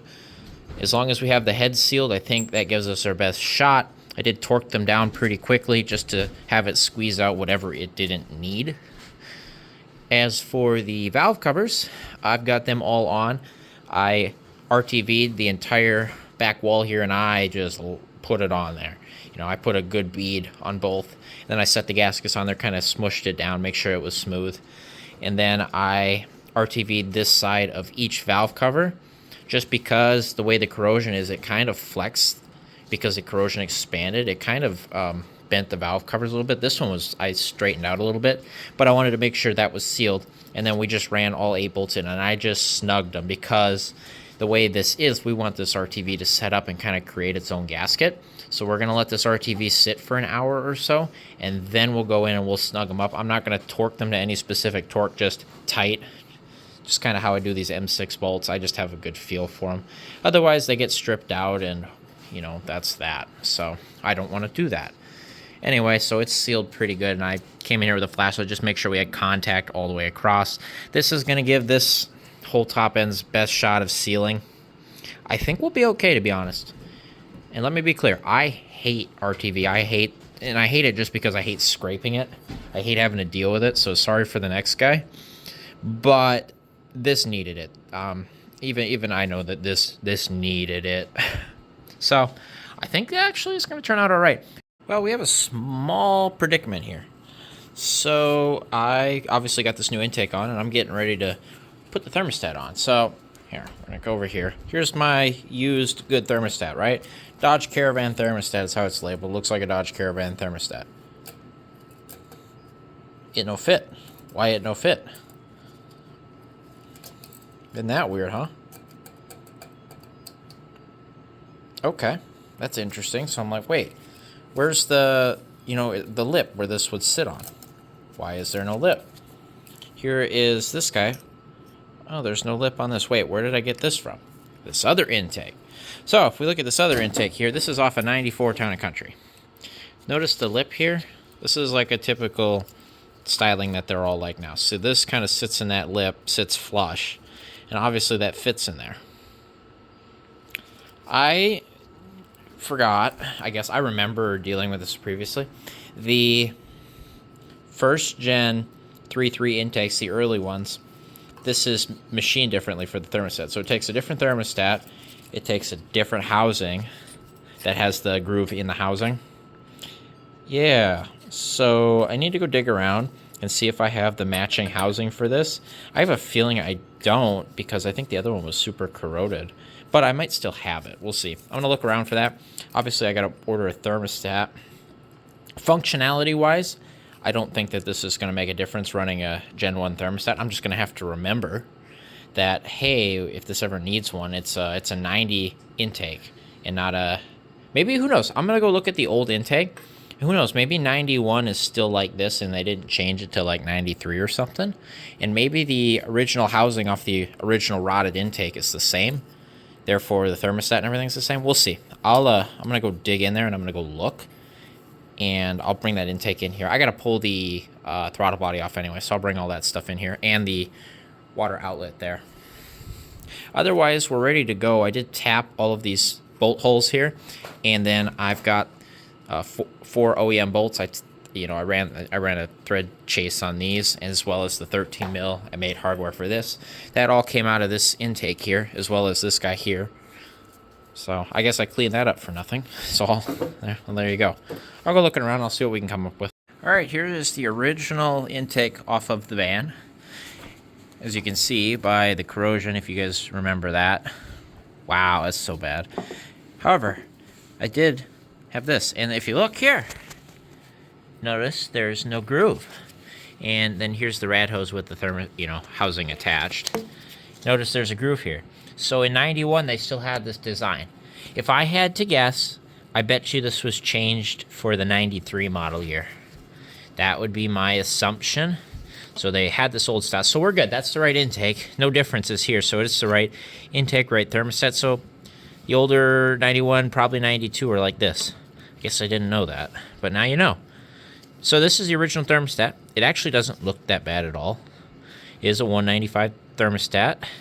I'm going to clean it up, and I'm going to test it. Oh, it's an original. It's a Chrysler thermostat. 195. Okay, got our new thermostat in. It's a Motorrad 192 is what O'Reilly had. They sell it under Murray, but it's a Motorrad. Anyway, it's a 192 degree thermostat. That's what they had. It's OE, even though it should be 195. New gaskets on, RTV on both sides. This is the original thermostat housing from the motor onto our new intake. It seemed all right, actually, so that's all good to go there. And he sees the bolts, so they should be good. And then I got the water outlet going to the heater core over here, or inlet, I should say. Yeah, got both these bolts on. The kit actually came with this gasket. Usually they forgot that gasket, in my experience, so I usually make them. But RTV on both sides of that, bolts are in. That is also good to go. So this is all done up here. Now I'm going to flip the motor over since everything is done. I did tighten these up after an hour or two, so valve covers are tight. Flip it over. We're going to clean up the oil pan surface, get the new oil pan on that's over there. That gasket got bent in shipping, so that'll be fun to straighten out. As you can see, I kind of got it sitting there with the plastic pegs. But we'll get that on there, and then the motor is essentially done. I got the throttle body soaking right now. And then we got this new intake to clean up and get ready. Otherwise, yeah, it's done. So, all right, got the oil pan gasket surface all cleaned up. Got RTV in the four corners where the front and rear covers meet. Also RTV'd each hole for each bolt, so these are all sealed up. It's just another spot they like to leak out of. So that's all good to go. I mean, there's your final look here. Chain's still got assembly lube on it, good to go. Spun everything over one more time. We should be good to go as far as the engine goes. It's good for it. Good.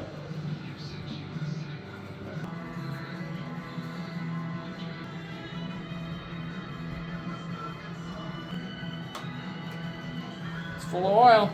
Well, there we go. That motor is all done, ready to go back in to the van finally. And it's got 5 quarts of oil in it, ready to go. Trans is also ready to go. I'm going to leave the fluid out of that till the axles are in it when it's in the vehicle, but it's ready to go as well. Otherwise, I'm here working on the intake and stuff. Still got to scrub that new plenum down. But here's the original throttle body. I pulled that off the old intake, actually, with a couple other things. I pulled the, what is that, map sensor, manifold something, what pressure, manifold air pressure, not mass air flow. Completely different. Don't yell at me if I got that backwards, but, and I also pulled off this guy because our new intake here, that one right there only has one vacuum line, whatever vehicle this came off of. We need this one right here. So don't ever throw your old parts away until you're done. So I grabbed that off of it. Also grabbed this clamp because why not, right? And then obviously we needed a map sensor because this one is missing when I robbed it at some point. So there's a map sensor. Hopefully it works. I don't need to have that whole ordeal like we did with Turnup and it being another bad map sensor. So hopefully that one works. We'll see. Otherwise, I just spent the last half an hour freeing up this completely seized throttle body here. If I can do it here one-handed, you can see the thing opens all the way up and returns on its own. So I don't think the butterfly was seized. It's what seizes on these is the spring here. So the spring is obviously what allows you to move back and forth. See how all the individual pieces move? Well, every single band on that spring was seized together. So I spent a good chunk scraping all the debris out here. There was a lot of debris over top of it, spraying it, and then I had a channel lock, and I was able to just get it to move just a little bit like that. So we sprayed up in here, made sure those were free, sprayed the heck out of this until it slowly started moving. Kept spraying it, cleaning it until the spring eventually freed up. So that's all good. This looks like it got unplugged by the raccoons a long time ago. Notice the tabs broke off and everything. That needs to be cleaned up or replaced. I'll see if I have one. I'm not going to order one, but I'll see if I have one to replace it with.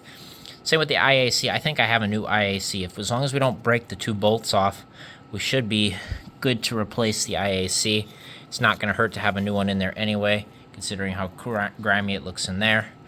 So we'll get that replaced, get this cleaned up or replaced, and then this throttle body should be good to go. We'll scrub it down a little bit, see the corrosion on this side. Otherwise, that's been fixed, should be good to go. Okay, so we're working on the throttle body here, and I was like, well, I have a new IAC valve. Notice something here? Either it's clocked wrong, or this is ordered actually for a 3.0 and not a 3.3. I wonder if the 3.0s are clocked differently. I mean, I don't see how it would make a difference functionally, but yeah, it's clocked differently and it's going to bother me. Anyway, I guess we might not use that. So what we have here is, here's our throttle body, and here's why I'm taking this apart and looking at this. See how rusty this is? That needs to seal. That needs to be a sealing surface, and clearly that's not going to seal right. And then if you look in here, look at that. It's completely clogged with stuff. Like, that's full of something. I don't know what, but it's completely clogged. I don't know if they're like dirt daubers got in. That's probably what they are. Dirt daubers went in there or something, some sort of bug, and they all went in there and died. So that needs to get sprayed out and cleaned. And then right here, this was the throttle body from the 94 Town & Country. This is the one that was off it, and I snapped a bolt off in it. And I ended up using the one from the old wood grain Town & Country because I saved the throttle body. And then I went in, and that has been aluminum welded up by one of my dad's friends. So that's proper. It's ready to go. In fact, I've got the tap and the bolts and everything here in a kit. Anyway, what I'm doing is I'm using it for parts right now. So we'll save this, but it's ready to go. The housing's good to go and everything. But it just needs to be drilled out. So that's kind of nice.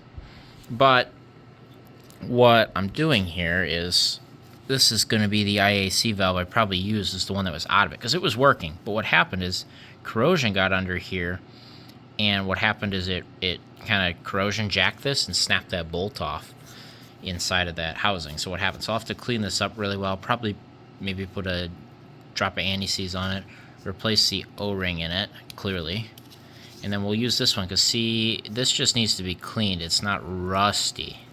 So we'll have a sealing surface, as you can see right there. So I think we'll go ahead and use this IAC valve. Part numbers are the same here. So that's all good to go. However, I guess I'll put this back in the box. And then I think what I was going to do is even use the throttle position sensor here. But I might as well use the nice one and put it on ours here. This one's got a bent over pin and it's kind of dirty and gross looking. So we'll use it in this one. We'll throw this one in the bag of stuff here with this throttle body, and that'll be good to go. Oh, I almost forgot. The reason I can't use this, otherwise I think they're functionally the same. If you notice here, this one's only got one vacuum port, and for whatever reason on the 91 here we have 2 ports. So I don't know what's different or what's missing, but that's the difference here, so we have to use this one, or one like it.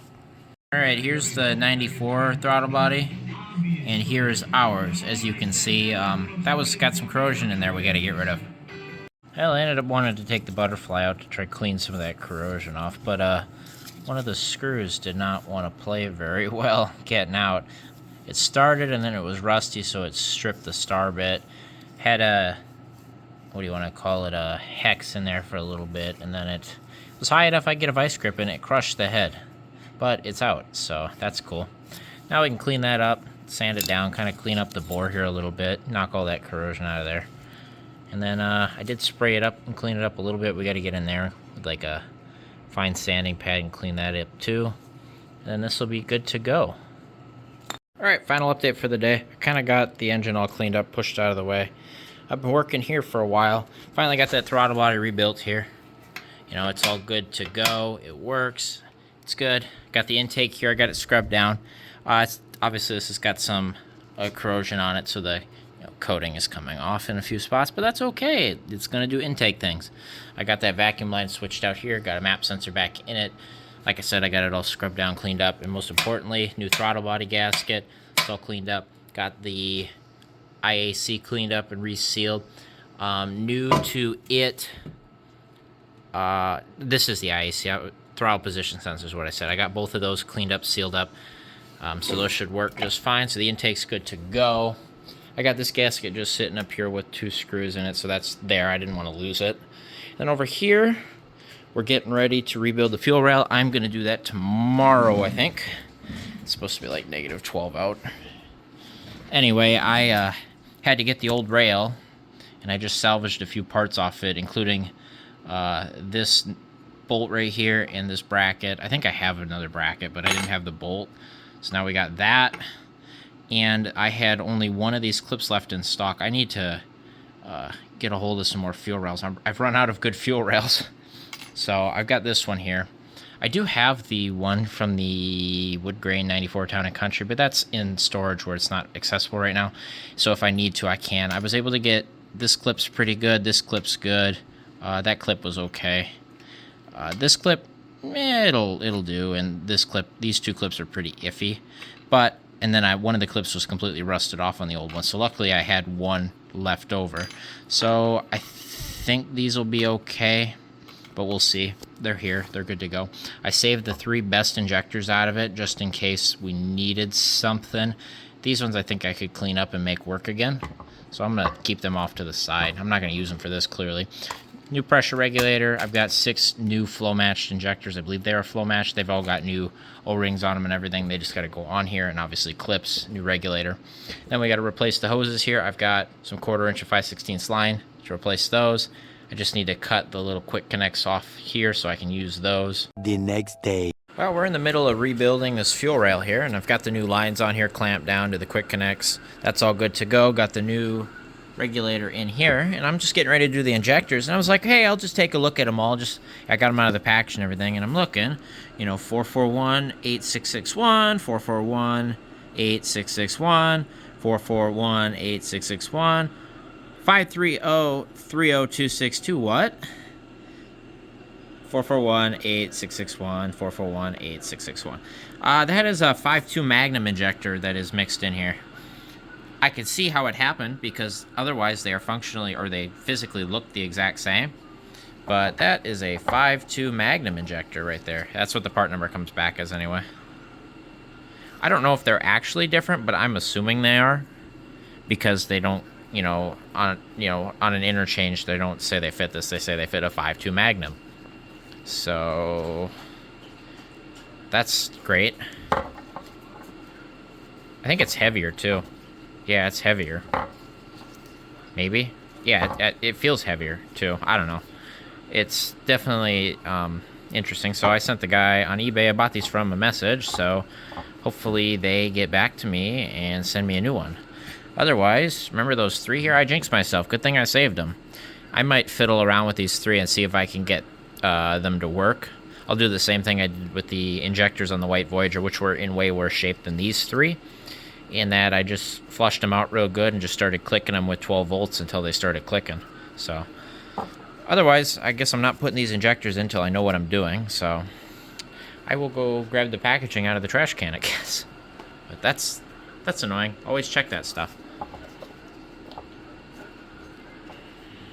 Okay, well, all 3 of those injectors came back to life pretty easily. It just a little bit of voltage clicking them a few times and they started spraying. So, it smelled pretty bad what was coming out of them, but that's, you know, at least it isn't like varnish. It was like actually liquid fuel, so definitely non-ethanol fuel, that's for sure.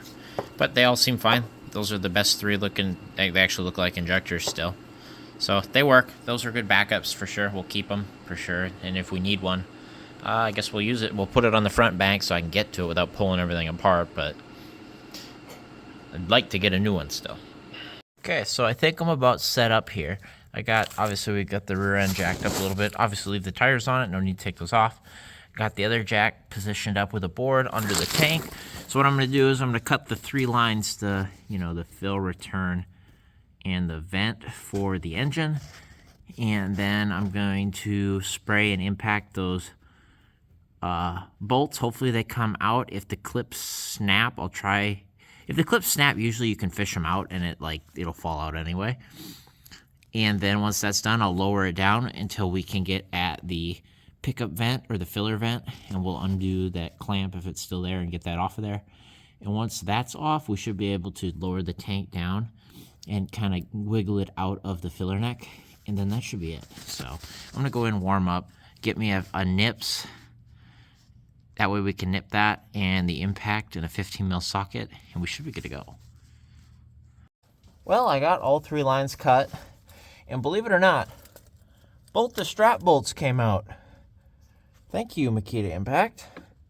I sprayed them with some PB and then obviously just hit them with the impact. The left one fought me a little bit, right one came right out, so that's cool. So the tank is technically free, so I'm gonna get the straps out of the way, get the Makita out of the way, and I'll lower it down so we can hopefully get up on top and access it to unplug it, as well as the filler neck vent. Nice. It's going easier than I thought. Well, let's go see what we can see. I got the tank lowered a little bit. Oh. What do we see? I can't really tell. You guys can probably tell more than me. You definitely smell the gas, though. There was gas still in the lines. There's our hose up there. I see a clamp. I can't tell from where I'm at how that's going to come out or not. Or does it look like it's broke? I can't tell. Like the pick. No, it looks like it's still there. Okay, but that's what we're going for, is that hose over there. We got to undo that. And then the electrical connection back there somewhere. Then it's down. I mean, that's it. There's your fuel tank. Floors look good up above it, which doesn't surprise me at all. I do believe that brake line was what was leaking right here. I'm thinking that's it right there. Because remember, we pressed that brake pedal because it had fluid, and then we heard the brakes move, and I bet you that line right there is broke. So that's where the wetness is coming from, which is good, which means I think the tank is going to be, it's not leaking. How about that? We'll see how it looks on the inside, but it's not leaking actively. So there's hope for this tank. I don't know. I'll see. I'll bring you back when I've got it down on the ground, I think. I'm going to bring it inside. Get the filler, or get the sender out of it, and we'll have to pump out what's in it if there's any and clean it out if it's good. Believe it or not, the spare tire holder is releasing. I'm trying to figure out how to get more room back there to get at that filler vent hose, and usually I have the spare tire out so I can kind of get up under here and have some space between the axle and everything. I was like, oh, there's no way, but I'll try it. No, it's coming down. So I'm going to get this lowered real quick, and that should give me a lot better access. I think it's a 10 mil or 3/8 hardware on the we're gonna call it a little worm gear hose clamp. Yeah, it came all the way down, and believe it or not, that tire's got air in it still. Which, another one of those funny, weird things about this van. So, this van really wasn't that rusty when it was parked, so that doesn't completely surprise me, aside from the fact it sat for over 20 years. But, this tire's still got air in it, which, you know, is kind of surprising, not really. It's actually in really nice shape for being as old as it is. Should we figure out what it is? I kind of want to. I think this side will be easier to read, the back side. So what do we got here? It is a Mastercraft P794 steel belt radio. Wow, cool.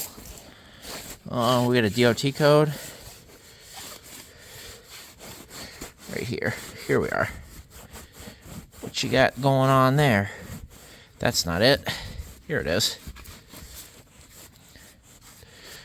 That's not going to tell me anything. Well, there it is. Fuel tank straps look good. I pulled the one out of the body already. It's sitting over there. Definitely something in it. It's not empty. Oh. I did not look down the fuel filler hole. I want to be surprised just like you guys, so we'll wait to look there. Let's get this other strap out of here. I think I kind of put a little bend in him, so we'll have to fix that. Here. And these come out. You got to get them up in the air. You turn them sideways, and then they'll slide out like that. Those look okay. The fuel lines don't look terrible. No, they actually don't look bad at all. But that brake line right there, when we press the brake pedal, looks like it popped that line, so it's seeping. That was the seepage we saw. How's the fuel filler look? That doesn't look that bad. Looks like it's got some grime on it or something. Let's go over there and look. Okay. Up we go. The outside of it looks okay, which might prove well for the tank, but in there doesn't look very good. At least a little bit on the end. I don't know. Inconclusive. It's not rotted away like that damn Voyager was. Turnip. But the stuff in that tank was corrosive at that point. Like it burned your hands. That'll probably be okay. The filler will probably be fine. It would clean it up a little bit. But probably wouldn't be a terrible idea to run the brake lines through here before a guy puts it back up. But the fun part is that goes into that prop valve there. And that prop valve is almost always, they're always seized in it. So that might get bypassed. We'll see. All right, you guys want to take a peek? Suppose we shall. Oh, well, it's definitely got gas in it. Well, gas derivatives. How's that look? You guys see anything in there? You guys are focused on. Here, let's get this rotten gasket out of here.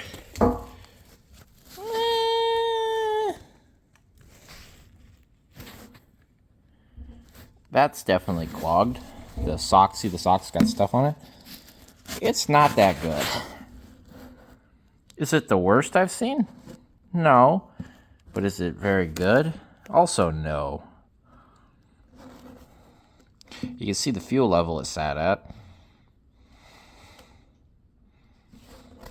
Yeah, that's not really good, is it?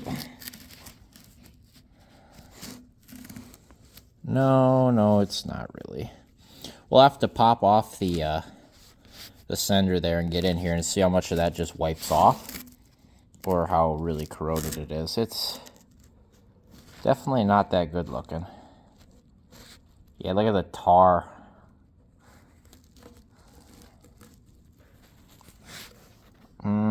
The top of the tank looks okay though, not terrible anyway. I don't know about that one, guys.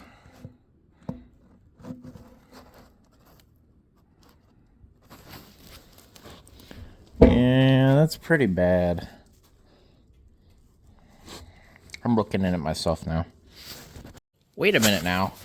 It's not rust. See that? It's the varnish. I kind of poked it here with this, and it's chipping off. It's not rust. It's the varnish in the tank. Well, I'm gonna try dump as much gas as I can into there before I drag it into the garage where it'll really stink. So I haven't condemned this tank yet.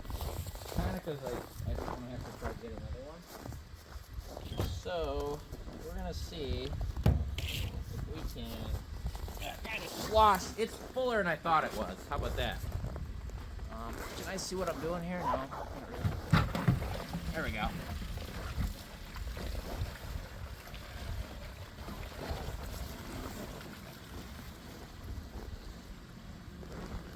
There's holes in this bucket, so I can only fill it so full. Like that. That's what... But... Yeah, see, I'm up to those holes. I don't remember what that bucket was used for, but it's the only bucket I could find. Ugh, that stuff is bad. So, anyway, there's one bucket of shitty fuel. I'll see if I can find another bucket. Found another bucket.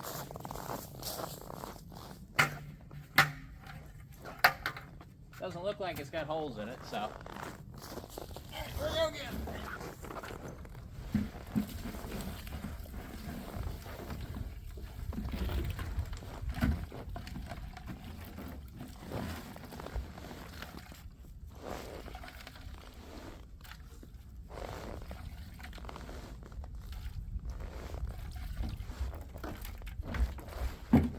Why don't we...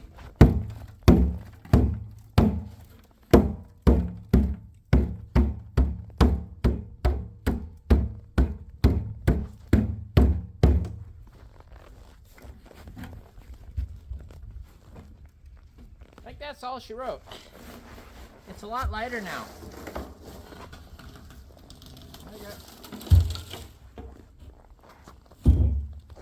Now I want to dump some of this back into this because of the holes in this bucket. I'd argue we got about 5 gallons here, maybe a little more. That's the good stuff right there. Sell that for hundreds of dollars. Here. Can't really tell because it's a green bucket, but, you know, judging by the color in the green bucket, you know, she's just minty. That's good stuff right there. It's still liquid, though. So, poke our heads in here now. I banged on the sides a little bit, too, kind of knocked some of that stuff loose. But, yeah, we got most of it. So I'll bring this inside. I'm going to pop the sender off, kind of see what we can get at in here, see what we can do. I'm going to try save it if it's not rust on the bottom, which it doesn't look like. It looks like it's a layer of, like, solidified vat. Cool. Okay, we got the sender out. That locking ring pretty well folded up on itself, so that's cool. A little bit of rust and debris on the sender itself. Pipes look a little rusty. You know, it's not that great looking. Definitely not going to reuse that. And then we come over here, and as I was banging on it, it looks like we've opened a skylight here, possibly some pinholes here. See this little wetness here and here. Maybe one there, but that might have been a drip from the sender too, I can't tell. But that's definitely not ideal. All right, let's pop you guys in here for a good look. See, a lot of that stuff looks like rust, but I don't think it is. It's like a scaly whatever fell out of the tank. So I'm gonna, yeah, there's the sock. The sock stuck to the tank, so that's good. So I'm gonna get in here with a rag. Yeah, if you look over here where we knocked that stuff out, it actually doesn't look that bad. It doesn't look that good, but it doesn't look, I don't know. I don't think it looks that good, to be honest. We'll see. I'm gonna get a rag in there and I'll try to scrub some of that out. We'll see what it looks like. Well, I kind of tipped it on its side and banged it around. I did knock a bunch more of that stuff loose, as you can see. Definitely getting an opening there, but we've got a leak here, a little bit of a leak here, and I tipped it up. I think there's a little bit of a leak forming there. And I noticed on the bottom, I think we have one, a leak opening up right there. So I'm gonna consider this tank, like probably you guys did 20 minutes ago or whatever, too far gone. So I'm gonna get this out of here so it quits stinking. Get that. Might as well throw that back in it. Yeah, that's a 5 plug. Or is that, yeah, there's a 3 pin. I don't know. Okay, goodbye. Be gone.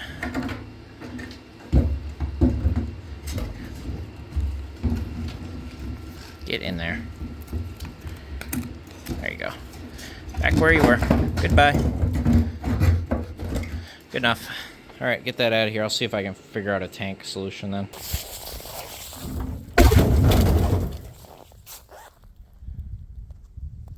Alright, here's tank option number 2. Funny enough, this actually came from the place these vans came from.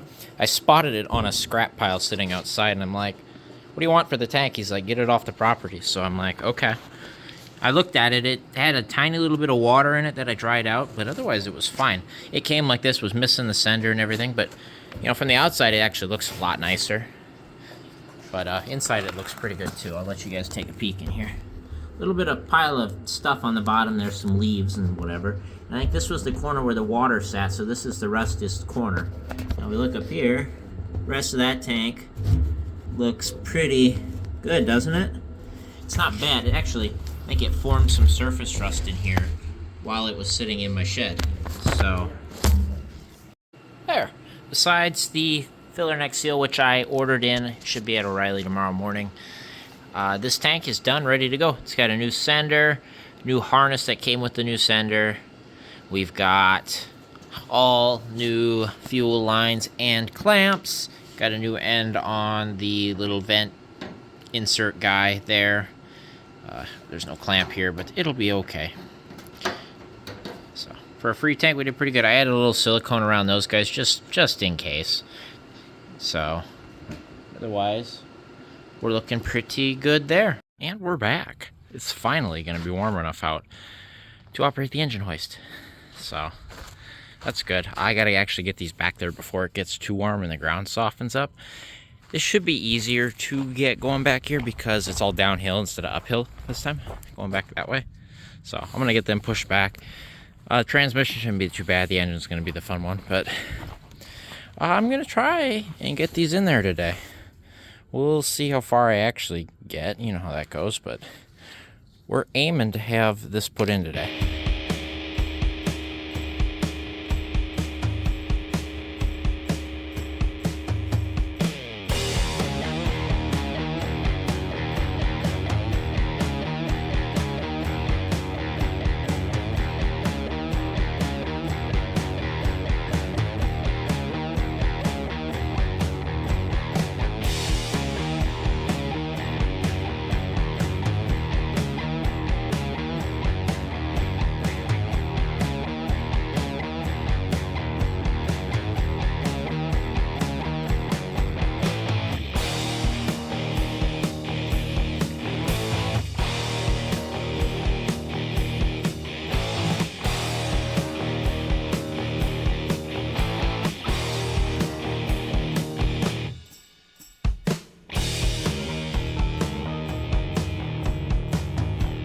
Well, that actually went better than I thought it would. We actually had a little bit of oil spill.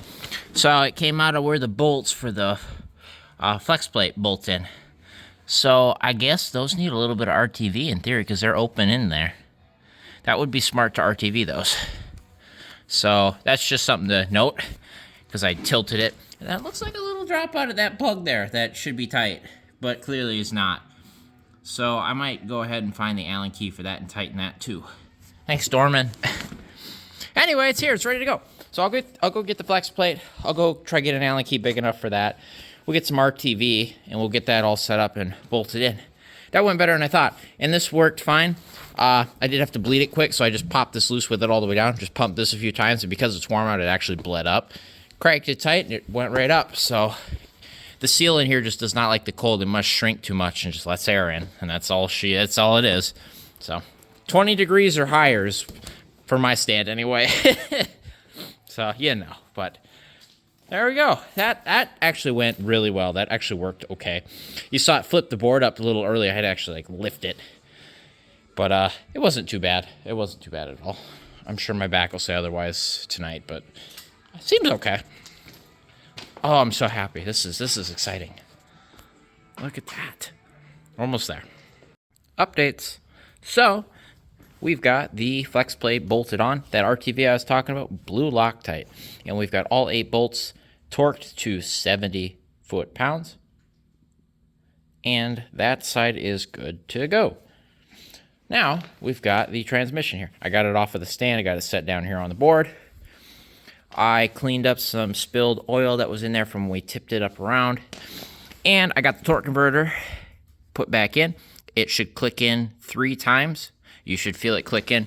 And this is about how it lines up with the sensor here. Because this will slide over top of that, and that reads these little divots here.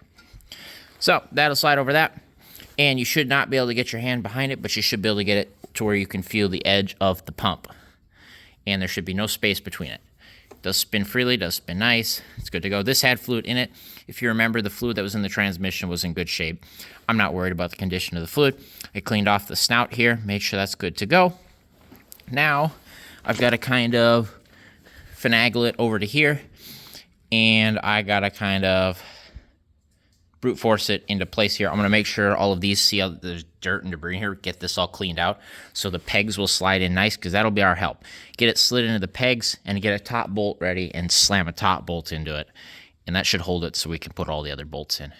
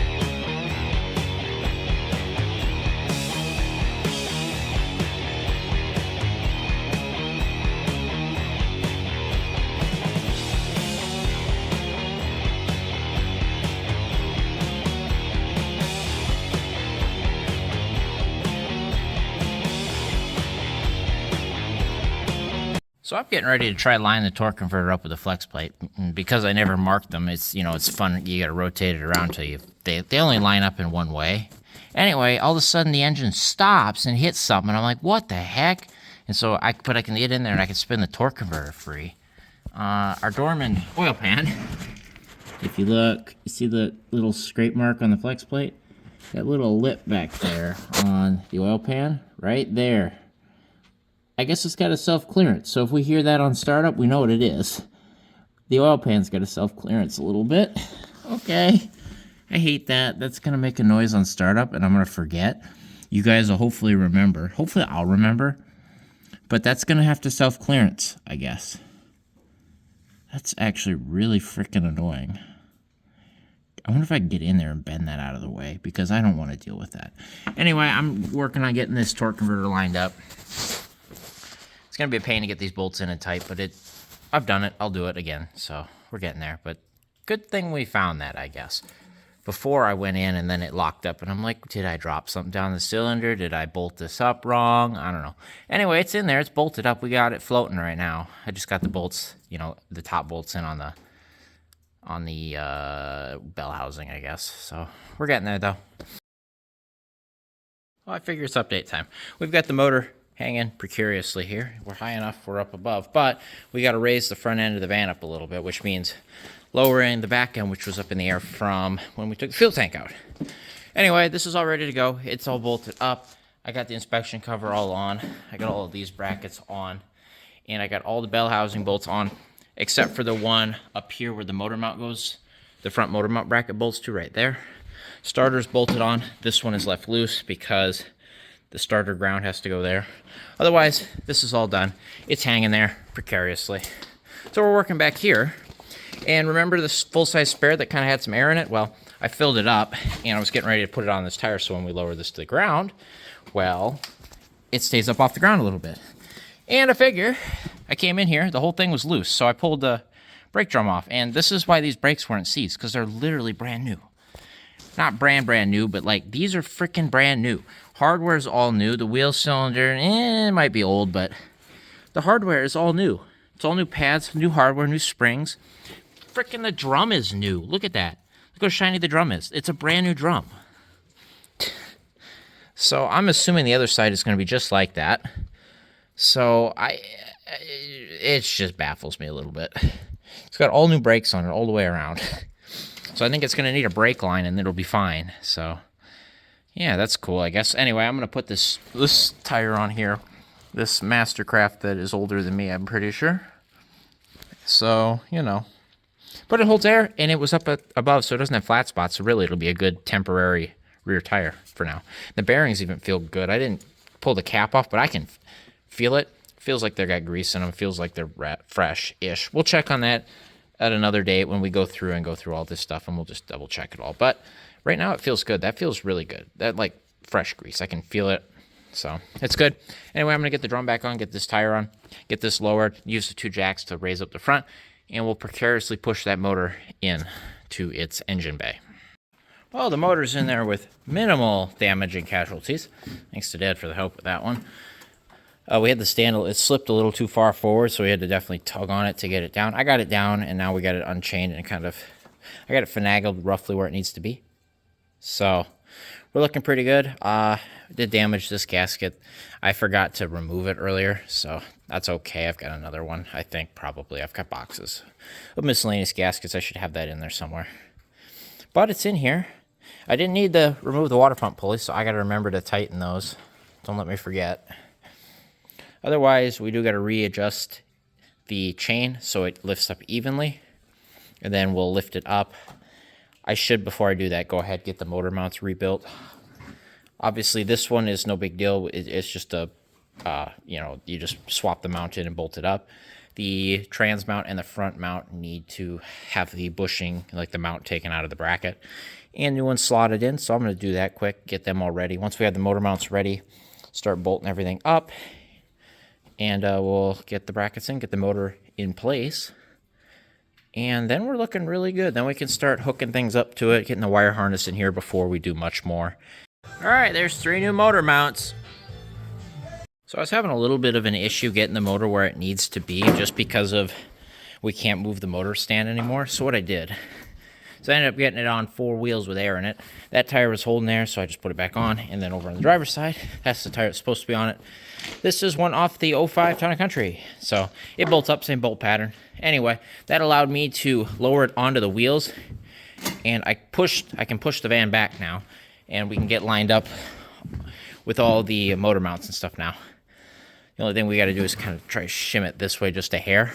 But that's a lot easier than trying to do that and going back and forth. So yeah, that should work now, because otherwise we were resting on the rear here.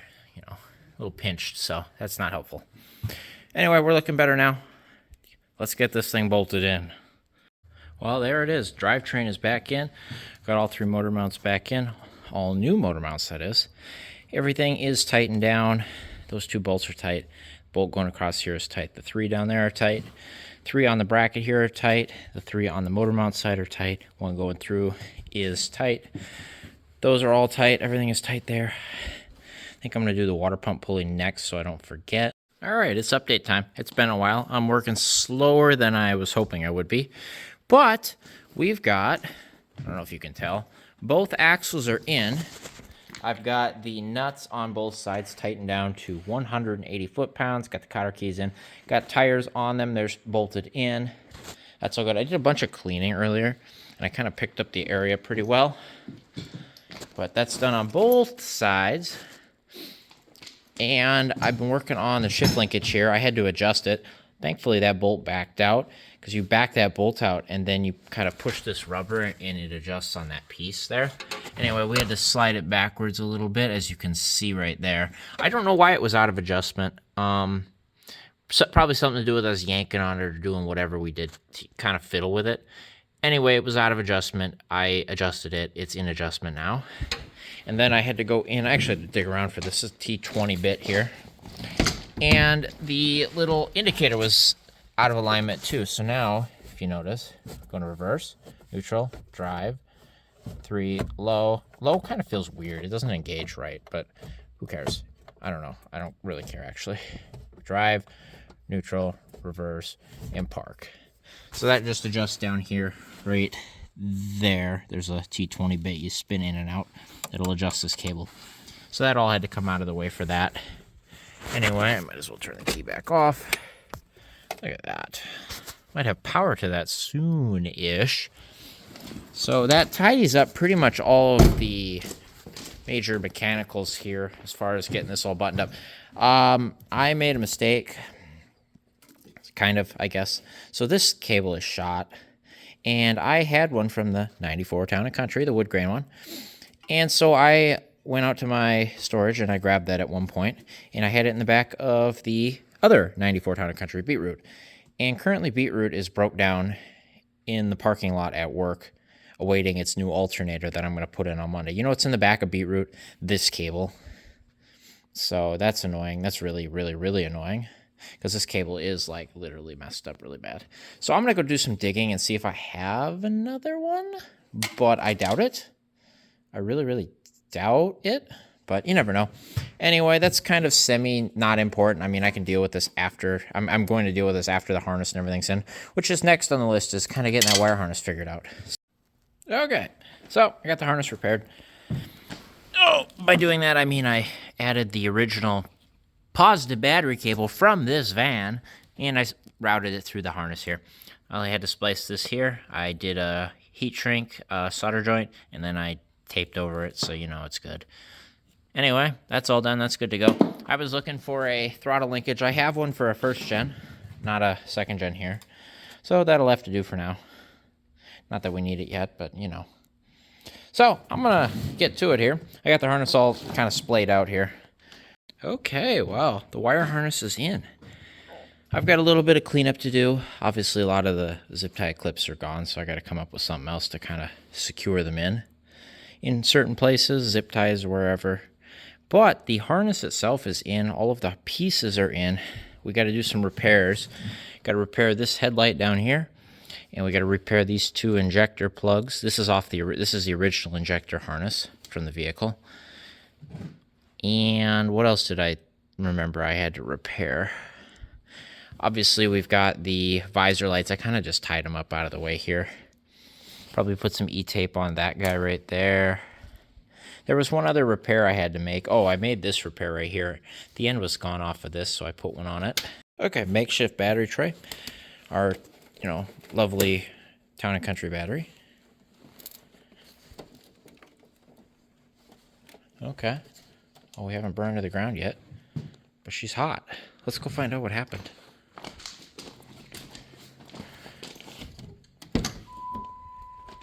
Oh my gosh. Door chime.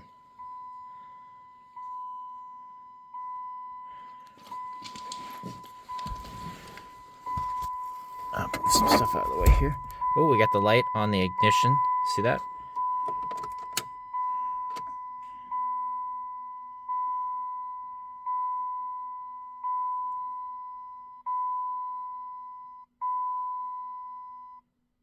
So, I see a check gauges. I see 12 volts on the alt gauge. We're not reading any gas because there's not a fuel sender hooked up. I see a door ajar light, empty fuel. Did we see a check engine light? I didn't see that. It did flash, it didn't stay on. That's not a good sign for that computer. So it clicked the starter and then we lost juice. So we got a bad connection, it appears. Let's kind of wiggle the battery. Are we surprised we have a bad connection? Absolutely not surprised.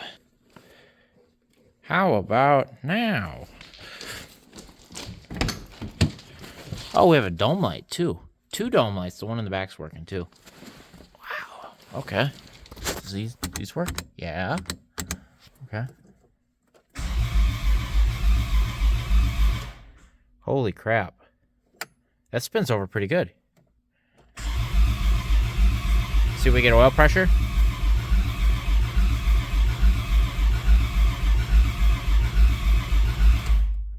Wow.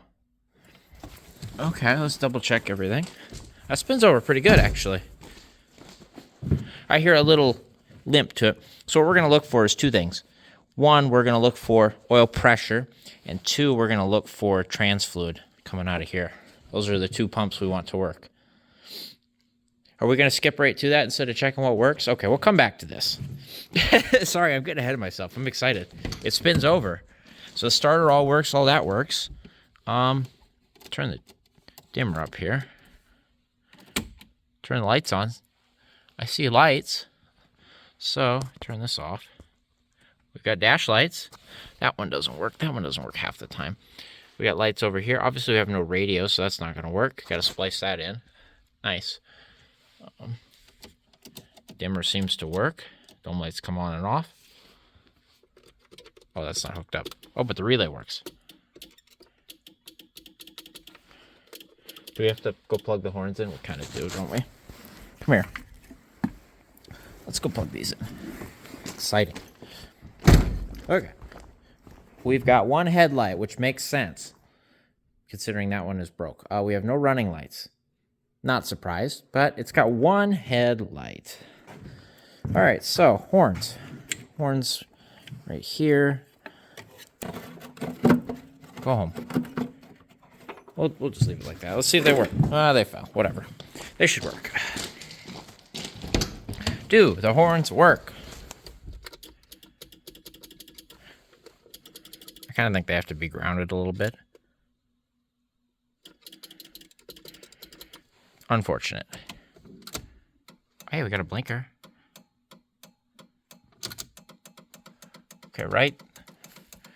How about a left rear? Left rear? How about a right rear? We got no right blinkers at all, but we have left. That's cool. Okay. I'm not going to hit the wipers. I don't want to hit the rear one either. Or do I? Do I hit the rear one? It didn't do anything, so there you go. Answer that question. Defrost turned on. Trunk button doesn't work. The light in there doesn't work. The light in the glove box doesn't work. Power unlock works. Power lock on this side doesn't work. How about power mirror? Power mirror switch is kind of stuck. The passenger mirror is cut off, so that's not going to work. That's not going to do anything. That's not hooked up. How about high beam? Yeah. Our one headlight's got high beam and low beam. All right. What else do we got in here? I don't know if there's much else to test, guys. Okay, good. That doesn't work. Oh, God. So that's just the little resistor out front there. It's got a nest in it, but the motor does blow. Okay. Okay. Does the unlock button over here work? No locks. We have power unlocks. That's it. Okay, I kind of want to crank this thing over here. We'll turn that on there. Not the lights, but the marker. Oh, hey, I think the markers are working up front now. No, they're not. Nope, never mind. Okay, so. Yeah, we don't get an engine light that stays on. I don't know what that all entails. So we're going to watch for oil pressure.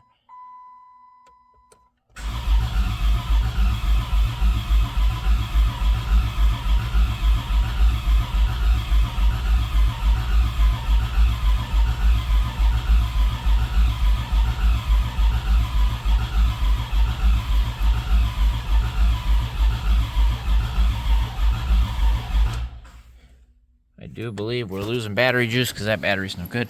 But hey, that motor is cranking over. Oh, gosh. Oh, hey, the trans bled. Did you hear it? All of a sudden, a bunch of bubbles came out, and all of a sudden, I got fluid. So I need to get a line between those two or clamp them off or something. That's probably what I should do is clamp them off. But hey, the trans just bled up. Anyway, what I'm saying is that engine is cranking under its own power for the first time in 2 decades. Isn't that cool? Yep, trans bled up. That's good. That is good for sure, I guess. I should get... I don't know that I've got something I can hook to that, but that's cool. I need to figure that out. And then I want to crank it a little more, and I want to see if we can build oil pressure. That would be nice. Okay, we fitted a copper line in place here. That should kind of help keep it from, leaking too much fluid. So let's crank it over a little bit more. We'll just see how far that battery will go. Hopefully we get oil pressure. That's what I want to see. That is what I want to see. Obviously the trans seems to be okay. That's good. Pump the fluid through that. Oh, I left this on. Good. That's good for it. Okay, here we go.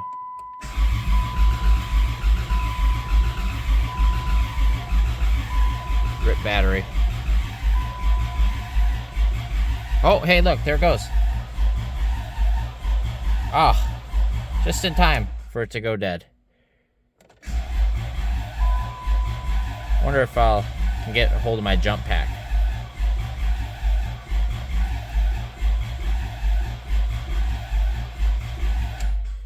Well, it did prime, so it built pressure.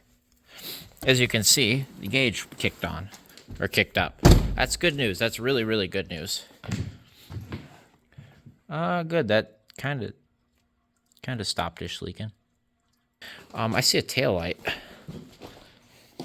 There's a tail light on, isn't there? Oh, there's two tail lights on. Look at that. And one license plate light. Very good. Might as well shut that. This latch is kind of there. Come on. There it goes. Yeah, we might not get pulled over for that. Should we do it? Yeah. Yeah, that needed to be done. Surprised that didn't happen on the way home on the trailer. Well, you think our battery's recovered if I shut the lights off there? Crank it over one more time?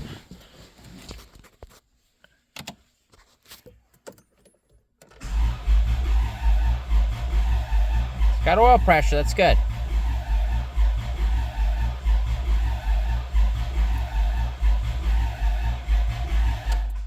Nice.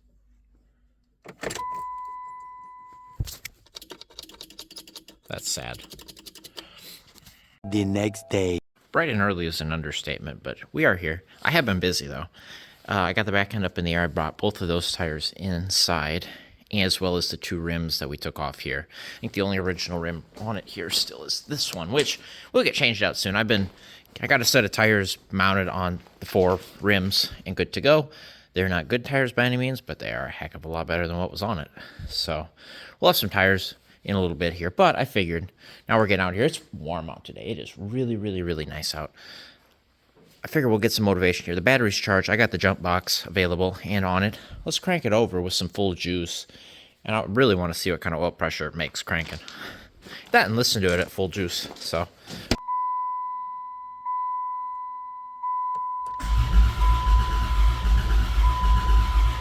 a little bit of a gallop. There it goes. Suppose that's pretty good for cranking amps, huh?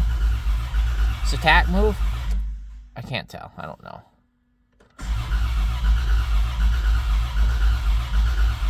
Alright, it's going up.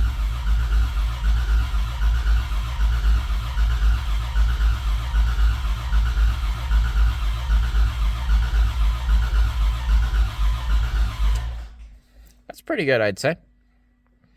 So we got two working gauges for sure. Alright, fuel filter is out. Those lines are just shot. But it's out, it's ready to go. I'm going to get some new lines made up for the new filter and get it put back in after I flush the lines out with brake clean. Alright, got a new filter on, new lines, new clamps and everything. I blew out all the lines with compressed air. Then I cleaned up the filler neck with brake clean back there. Right there. Looks a little better, doesn't it? So I said I didn't want to mess with these because I didn't want to bleed the brakes. So here's my compromise. I'm going to mess with them and then not bleed the brakes. Just because I know it's going to be a pain to rerun these lines with that tank in. So I heated the heck out of this. This is what I was worried about, is getting it out of this aluminum proportioning valve. I got it to break free after heating it quite a lot in its vice grip size. But that's the first line off. That's the one with the hole in it. We'll probably end up doing both. But I gotta make sure I have enough fittings. Anyway, I got it to break free, so we'll be able to spin that out of that proportioning valve. That was what I was worried about the most. I guess I should... You know what? It doesn't matter. I'm going to try break the other one free too. We're going to deal with them both and just be done with it. Well, I got them both out. They are 2 different sizes because so you don't mix them up, I guess, from the factory, but that's going to be great. I'll have to definitely go get fittings for the larger one. I'm certain I don't have that size. So I guess I'll get them off the other sides on the brake lines and be done with it. But on this case, right is left and left is right as far as this goes. Like this goes to the left wheel, this one goes to the right wheel. So, and that proportioning valve is seized. Oh yeah, and the bracket kind of half disintegrated on me.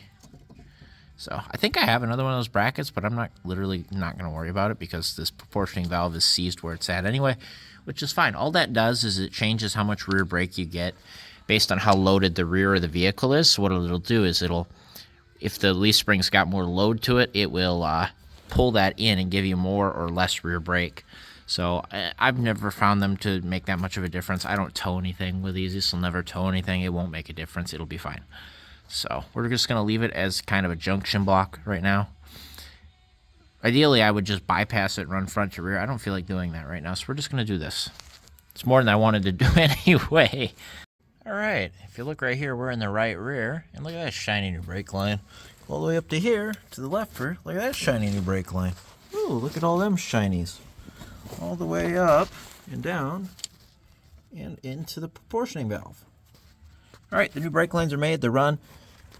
I may or may not have got them backwards on the proportioning valve because they're different sizes and I put the fittings on the wrong side. I may or may not have done that. I don't think it'll make that much of a difference. I mean, they should have the same pressure regardless, right? So as long as they're both rear brakes, I don't think it'll matter. But yeah, that's what happened, so that's cool. Anyway, it's got all new lines run, so we don't have to worry about trying to get up here when we've got the fuel tank in and dealing with that. So that's all good to go. First new brake lines this van has ever had. Isn't that weird? So I'll put some fluid in it. I'm going to look at the bleeders here. If I can crack them and let them gravity bleed while we're working, that'd be a good idea. But we'll see if those come out. No guarantees. Okay, I got both bleeders to break off easy. And actually the right side appears to be bleeding, gravity bleeding, like right now. Okay, so look up under here. The fuel tank is up. Got it all in. I got it plugged in over here. I got all of the lines screwed in and tightened down up over there. So everything's in. Even the stupid filler neck vent on top of the tank. Oh, I hate that line. Or hose, I should say. I hate getting that one in there, but it's in there. Both the straps are back up. Used all the original hardware. It's good to go. I figure we put some power to it. Let's make sure we hear a fuel pump. Hopefully we hear a fuel pump.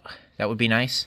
And then we can put a little bit of gas in it and just see if it comes out at the end of the lines. You know what I mean? Oh, I gotta put juice to it. Also got the brakes bleeding. They're gravity bleeding right now, or at least I'm attempting to let that happen. So, okay.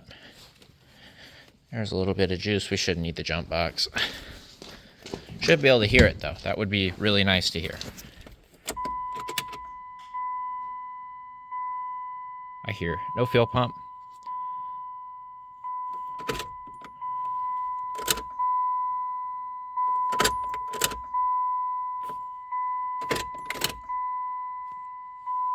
I got a feeling it's something to do with the engine light not coming on.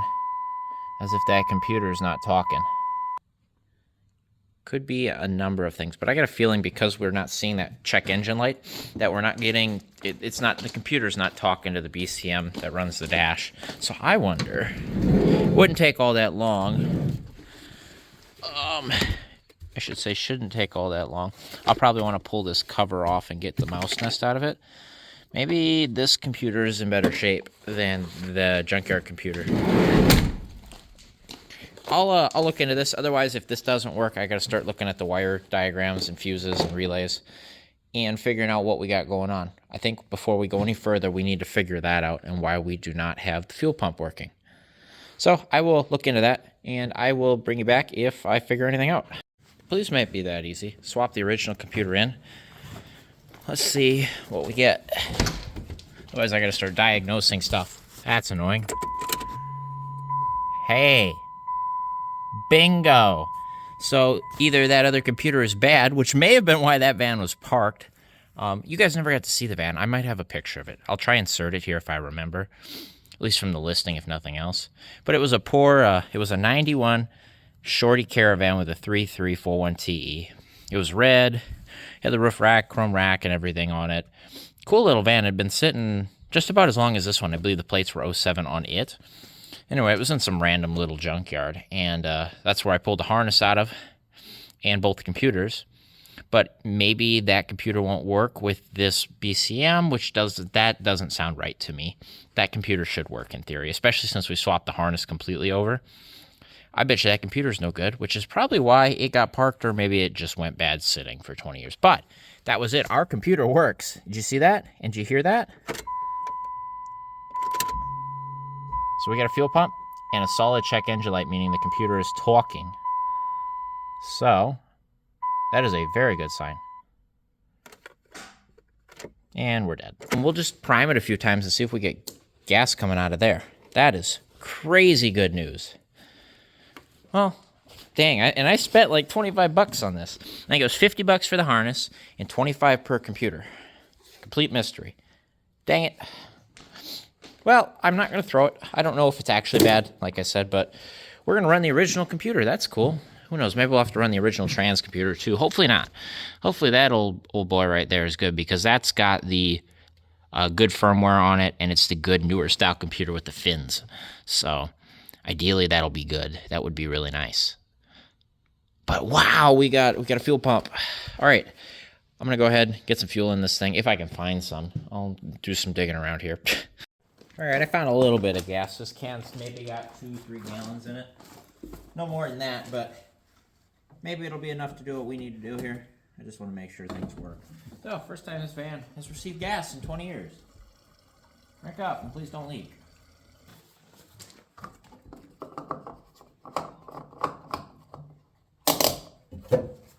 Okay, well, we got a couple gallons in it now. Let's see if first of all, fuel gauge registers that.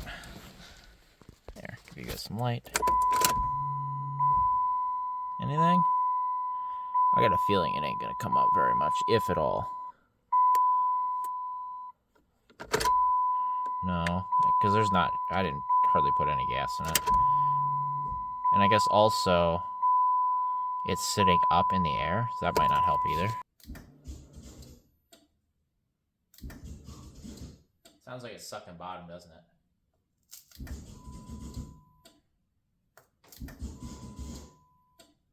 Okay, we need more gas, or I need to lower the vehicle down. More gas is probably the right answer. Okay, I'll see if I can find some more.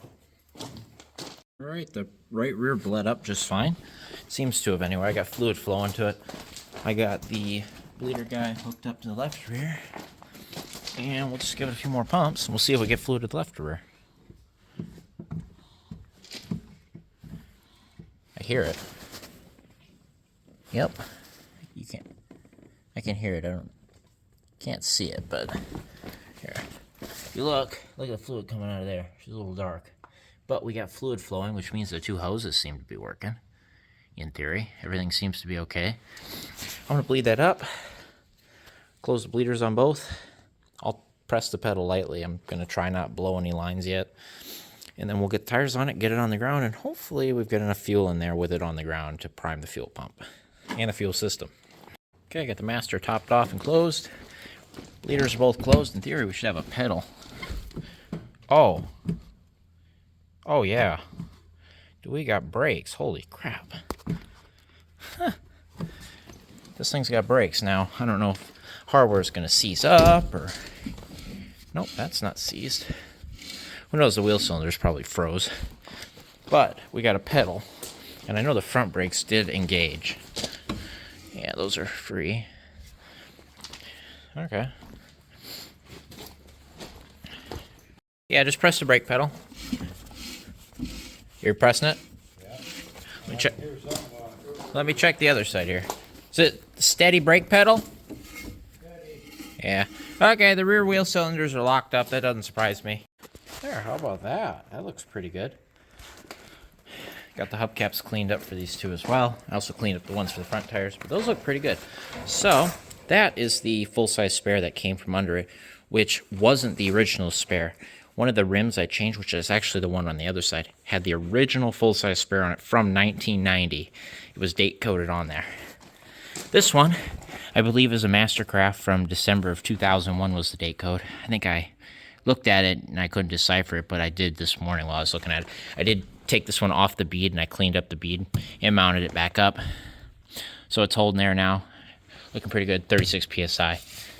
Tread looks okay. It's good enough to definitely do some testing on. Not long-term driving, that's for sure. But this one over here, and the other two front ones, these are all Bridgestone, what were these? Insignia SE200s. If you guys remember, or if you were around for the 94 Town & Country build, that would be Beetroot. These were the tires that were on it when I bought it. And I had 3 of them left. Well, take 3, anybody. I just put a full can of gas in it. I have another one on the ready in the event we do need it. But let's see if we can get away with 1 can. I don't want to put 2 cans in it in the event I got to drop the tank. That's what I'm also trying to avoid, in case something goes wrong and I have to drop a full tank. So let's see what it reads on the gauge. Ding, ding, ding. Such a satisfying noise. All right, quarter tank. It should work now. Come on, Mr. Fuel Pump. Do your thing. Okay, you guys watch. I'm just going to aimlessly pull this negative off, and that sounds a lot better. Come on. Come on, you crappy fuel pump. I have been got by a cheap new fuel pump.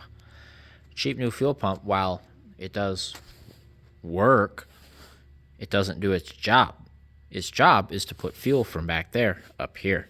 So we did some testing and stuff, and what we figured is I can blow through the feed line.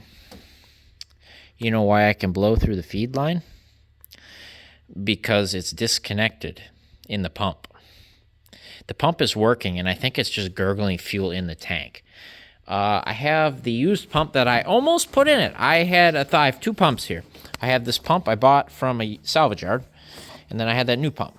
So I could have put this pump in it, or I could have put the new pump in it. I figured I'd put the new pump in this van and give it a nice new fuel pump. Boy, did I mess that one up. So you can't blow through the pump in this, which kind of makes sense. In that one, you can blow through it somehow, which means clearly something is not right. So I have to drop that tank that now has 5 gallons. I'm so happy I didn't put that second can of fuel in. I just knew it. So I got to drop a fuel tank now. It's got a quarter gallon or a quarter tank of gas in it. We'll get it down on the ground again. We'll pull it out to the side, get that sender out of it. I got to see if I'm within my 30-day return, and I'll return it, but I think I can pull it apart. I want to see what the heck happened to it. So it looks like if you just pop these little tabs, the top of the pump will come out of this case. Something in here is not right, because here's your feed right here. And that goes into here, which goes into the pump. Something's not right with it. So, and I know this sender turns on, and I know the gauge works and everything. Obviously, I haven't tested it pumping fuel, but I guess we're about to. Dang it, that throws me back so far. I'm a couple hours behind, and now it probably won't run today. Darn you. But that's what happens, guys. That's curveballs. That is why I tested that before I started going any further, because I wanted to make sure that worked. That is why I did that, because otherwise I'd get all this put back together and be like, well, what the heck? Why didn't it run? So it's a good thing we figured that out. We figured the computer out was bad. We got all the wiring is good. So, yeah, I'll get it back up in the air. I'm going to pull that tank out. I'm going to take a look and see what's wrong. I'll let you know if I find anything. I'll bring it back when the tank is back up in the air one way or another, and we're ready to test it again. That's probably a record for me dropping a tank. Quickest I probably had one out. I ain't never seen such bullshit. There's your problem. Right there. The pump is broke off of the thing there. I didn't do that. That was like that when I bought it. You guys watched me put it in, and I just took it back out. So, yeah, we're going to see about getting a return on that. So, that's cool. I guess it's getting a used pump. Nice. All right, Kevin's van fuel pump. Do me better than the Rock Auto pump. To be fair, Rock Auto already refunded me for it. They no questions asked. And it was a wholesale closeout, so I bet you that one was a return. And I bet you they didn't figure out why it was a return. I did, though, so. Okay, that's twice today I put a fuel tank in this van.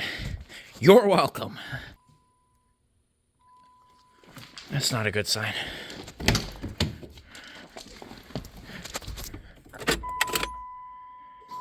What? What?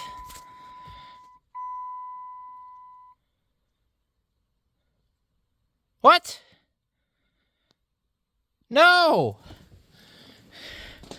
That pump works. I know that pump works. I was using it for testing. No! Okay, I think I see what's going on. So that new harness came with that new pump that I returned. Or Rock Auto gave me my money back for. They didn't ask to take it back, so I was going to use the new harness. Something is weird with that plug and this different, maybe OEM fuel pump. It won't lock in. I think that's our problem, is that something's weird with that. I'm going to see if I can find the OEM harness and see if that'll clip in on this. And then I'll just use that one. Yep, that's exactly what it is. I got the OEM plug here and it clipped right in. So that aftermarket plug, it has trouble clipping in with pumps that it doesn't come with. Naturally. That is some Chinesium right there if I've ever seen it. So, there you go. I am going to finish routing this back over the tank over there. Then I will verify, or we will verify. And then I will put the tank up for the third time. So that's nice. But I think we're done after this time. I swear I think we're done. I'm like 4 hours behind now, thanks to this. So, you know, but hey, that copper line just looks really nice, doesn't it?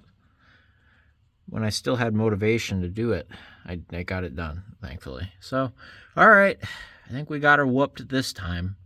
I'm confident. You know I'm confident because I bolted it up like an idiot. All right, let's see if it works. I think I know it works. I'm pretty sure I heard a ding when I plugged it in. Yes, it does. Look at that. Okay, we're back to all OEM spec equipment, and wow, things work. So, key is on. Now, finally, with a quarter tank of fuel, let's see if we can prime this the wrong way here. All right, you guys watch. It should come out of that hose that's on there conveniently right now. Look at that.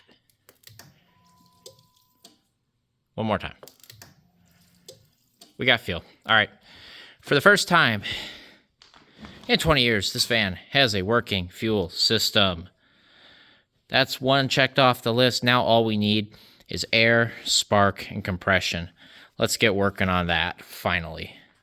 All right, she's on 4 tires that hold air, 4 white walls, and we've got all the hubcaps on. That was my quick, easy win. Get those dealt with, taken care of. So, it's got 4 wheels and tires. That, in the event that it does want to move on its own, it can. Cool, those look really good. This is the good side of the van, in quotes. Yeah, that looks really good. I like that. All right, back to work. So here's our exhaust reseal kit. That is the gasket. That was some weird old gasket. That is an old gasket, 113 of 09. So it's been in the box for a while. And then we've got 2 Dorman 03128. I don't know what you want to call it. Exhaust manifold kit. But the kit only comes with half of them, so you need 2 of them. Just so you're clear. So it's got the screw, it's got the spring, and it's got the nut that has the little piece on it, so you can't spin, which is very, very helpful. Almost like a clip nut, but, you know, you see what it's got. A nut with an arm on it. That's more like it. I was able to cut that bolt head off flush on the bracket down there. I was able to actually spin the rest of the bolt out the bottom, and I was able to retain that clip nut, which is great. And then I added a new clip nut to the spot on the body there, and boom, bolted it in. This was in the vehicle. It was sitting up on top of the dash, the bolt and the thing. So he took the battery out, threw that in the dash like he's going to come back to it, and then never did. So that's in there. I kind of just loosely threw it on there. I did fixed the little vacuum box here by duct taping it to there, so that's good. You know, mint. I got the vacuum cut where it was started being bad right here. So from here forward, we'll have to splice something in, but we can do that. We can get at it. A couple of you might have noticed that smushed heater hose fitting. Well, I got it unsmushed. I accidentally did that trying to get the hose off because it was so stuck to it. I should have cut it, but I didn't. So I got it bent out. That'll be enough for now just to get the hose on it so it can, do its thing. I promise I'll replace it when I pull the dash out, because the dash has got to come out because there's mice in the heater box. But that should get water to circulate. Hopefully the heater core's not leaking, but, well, I guess we'll find out. But I wanted to do that just so I had something to hook up to, because that's what I'm doing now. I got this guy in place here. Got him bolted in there. Not bolted in here because reasons, obviously. But it's in. So now I can just hook up this one here and that one down there. Well, that's not good. So I put the wrong hose on there that I didn't mean to put on, so I went to take it off and it snapped off. I guess that was bound to happen sooner than later. So that's annoying. That's really annoying. Hopefully I have another one of these. Bruh. Okay. This is where it pays off being a hoarder, guys. I had one on the shelf. It was the last shelf I looked on, too, and there it was, sitting with all the cooler hoses. Well, look at that. I spliced that together, and I guess that makes the markers work, too. And this is a first. We've got a side marker working on one of them. On a van, I should say. They never work on any of my vans when I get them. That is always burned out. We have one side marker. Wow. Above expectations. Good job. All right, this will be my final update of the night. Major progress here. As you can see, we've got a radiator in. I got to clean this and probably this hose too, but I'll do that at some other point. But we got the radiator in. We got both fans in. The AC compressor is also in. Got the upper lower rad hoses in. The trans cooler lines are on the rad. Side note, I'm still looking for the connector for this rad fan. It's got to be down here somewhere. I swear I saw it earlier, like before we put all this in, but I can't find it right now. So don't let me forget about that. Otherwise, that's all in. So all the pulleys up here are done. Everything up front is done. Got some coolant here. I got to go dig out some more. I think String Bean's got some in it. I'm going to fill the cooling system. So we'll let that fill up and, bleed out overnight or whatever. But the cooling system is check. That's all done. Very good. The radiator, this is a nice radiator. It came with all the rubber pieces and everything.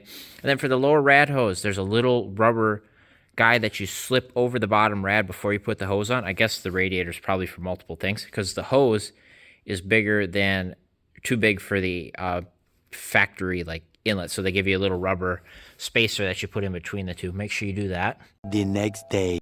Oh, we must not have any leaks in the cooling system because that sat all day today and all last night. And it's still completely full, so that's good. It also might be kind of bled. It might have self-bled, which is nice. I just spent the last hour rolling around on the rocks down there. But, look at that. We have the power steering pump in and all of the, reservoir and hoses and stuff. All right, what are your guys' favorite Girl Scout cookies? These take the cake. I think the lemons come in second. So, I have snacks now. That's cool. It's raining in February. Isn't that nice?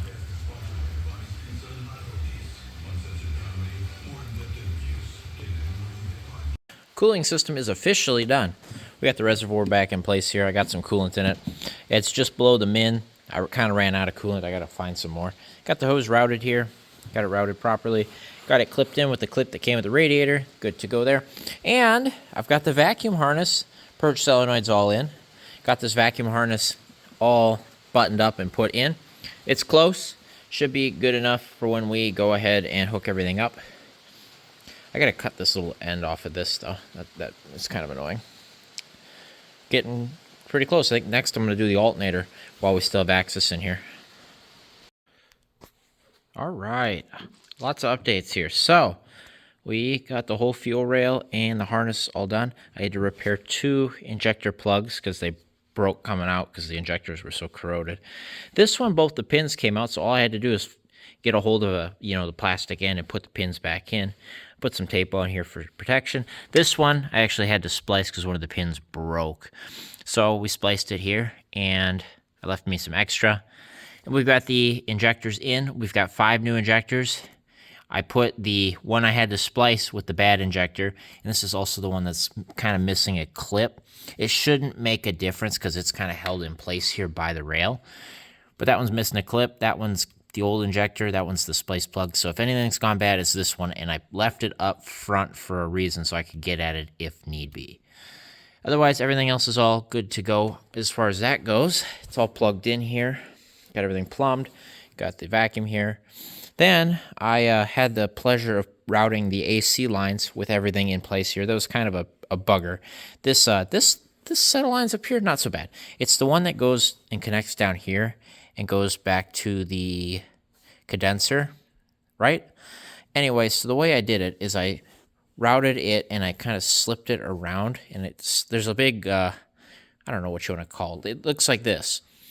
Anyway, I slipped it around here and under, and then the hose just barely fit between here, and I was able to kind of tuck it up under. Anyway, I got it all screwed in. The only reason I put the AC lines and stuff back in is because I want to seal the compressor, so it's not spitting pag oil everywhere as it spins. I want to give it its best shot at, surviving. It's already been exposed enough, so it does currently spin free. So we put all those lines in just to seal everything up. So that's all in. That's good to go. You know what that means? That leaves one piece that needs to be bolted back in. That intake right there. Would you looky there? It's all in. That was a bit of work, but it's all in. It's like 9 something right now. We're done. Oh my gosh. It's all back together. Besides I think the only thing missing out of here clearly is the hood, the jack, and the wiper motor. I even got the washer reservoir up. So I got the intake on, clearly. I got this boot on here. Got that all tightened down, good to go. All the vacuum lines are hooked up here. The 3 on the bottom. Got this guy hooked up. This is all hooked up. I spliced this for that to cover that vacuum leak. Got the cruise control one in as well. That's all done, tightened down. There are a lot of zip ties in this build. It's great because old plastic is great.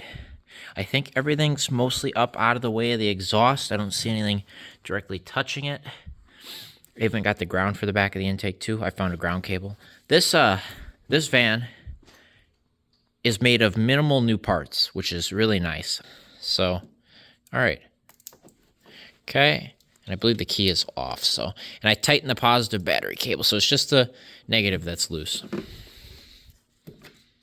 All right. You guys ready? I think I'm going to put you on the stand so if something funny happens, you guys will see it. You get to hear this run. Hopefully.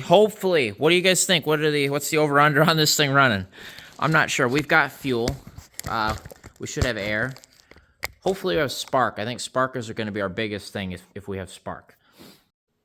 All right, take 1. Will this 1991 Dodge Grand Caravan SC run after over 20 years sitting in a backyard abandoned?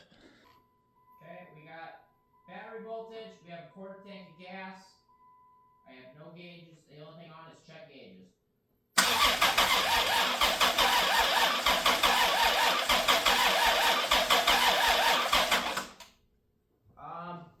We don't have juice.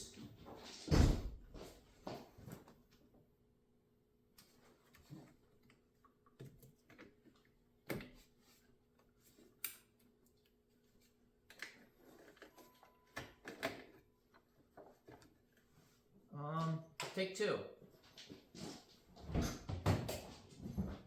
Oh, the washer fluid light came on.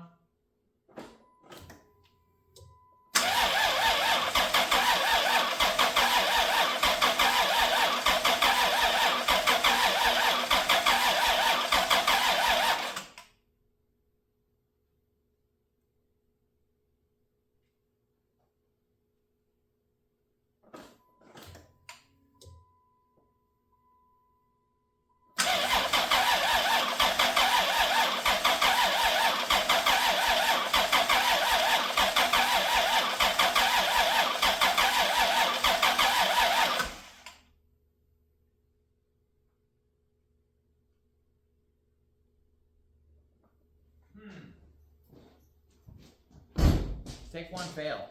The dome light in the glove box started working. Not dome light, the light in the glove box started working. I found a battery. I don't know what it's from, but I think it's charged. So we're just gonna try that. Take 2.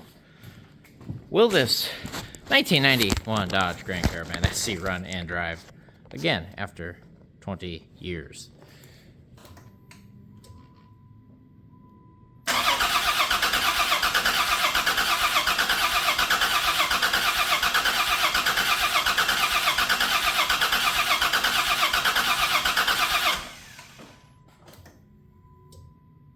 Well, there's a plug. I know that plug worked, so I don't know. You guys tell me. I don't know if I want there to be spark or not, because it would be pretty easy if it was a coil pack or something.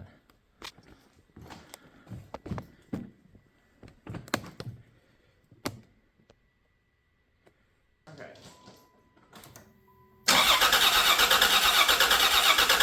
Oh, that answers that question. So we have no spark. We've answered that question. So our crank sensor's down there. It is plugged in. You know, does it work? I don't know. But it's there. Now, we have our cam sensor right here, which is also plugged in. Does it work? I don't know. I'm trying to see. Can we see the RPM gauge? Does the tach work? Because I would think you would see it come up when you're cranking. So if it's not, that means we're not getting a crank signal. Bingo. The next day. I got me one of them batteries. So I picked up that pricey unit right there. That right there totaled the van 2 times over, and I'm not even kidding you. Oh, so, you know, got a shiny brand new Superstar Premium. Nothing but the mid-range for this, I guess. I had this on hand. This right here is a CarQuest crank sensor for a Dodge 3.3 liter V6. Had that on hand, so that's free. Hopefully that fixed our problem. I did order in a cam sensor just in case, so I had it on hand.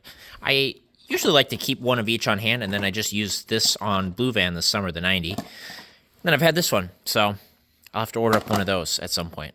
But it's always nice to have one on hand for reasons like this. Except last night I didn't do it because it is seized in there. And that's what we're doing today, or I'm doing right now, is I let it soak overnight. I'm going to try to get down there, get on it with the channel locks, and then try to get a screwdriver and pry between the case and try break it loose. So what's happened is the aluminum has corroded around it, kind of rust jacked it in place. It's a plastic sensor. I think worst case scenario, I got to melt it out of there or something. But I'm going to try not to have to torch it out of there. I'd like to get it to come out. That would be really nice. So I'm going to start working on that. We get that out. I'll get the new one swapped in, hopefully without much issue. And then we will be back for start attempt number 2, I think. All right. Oh my gosh. So there's the new sensor, and there's the old sensor. You won't believe the pain I just went through to get this out. As you can see, that's what came out. I ended up heating and, you know, kind of twisting and doing whatever with the vice grips, channel locks, until it snapped the whole top off flush, to the point where I drilled it out, broke a drill bit in, dug the drill bit out with another drill bit, drilled it some more, broke another drill bit, drilled it out until I just kept drilling it until I drilled most of this out down to about, you see where the metal magnet is? And then I drilled around it, as you can see, until I was able to get in there with a screwdriver and start breaking it in pieces. And then I couldn't get this bottom piece out. And then so I just hit it with the biggest drill bit I had, and I just kept hitting it until all of a sudden it caught, and it finally broke it loose and spun it. And it came out in 2 pieces like this with a needle nose pliers and some careful kind of guiding. I got the whole bottom out, which means I got the whole darn thing out of it. So over 2 hours, I ended up jacking the vehicle up, moving the board under it so I could lay on something flat. And here, let's just show you. This right here, how far can I launch that? Nah, I'm not gonna. I'll go for the trash. It's gone. It's gone. I'm exhausted. There's the pile of drill bits because I was breaking so many drill bits. I just freaking had the whole thing out here. Anyway, let's sneak up under here to my humble abode where I've lived for the last 2 hours. There it is. And right there you can see the flex plate. So that's cool. I guess let's see if this fits. I guess, you know. Oh, look, it fits freaking. Wow, it goes in and out just fine now. How crazy is that? So that's nice.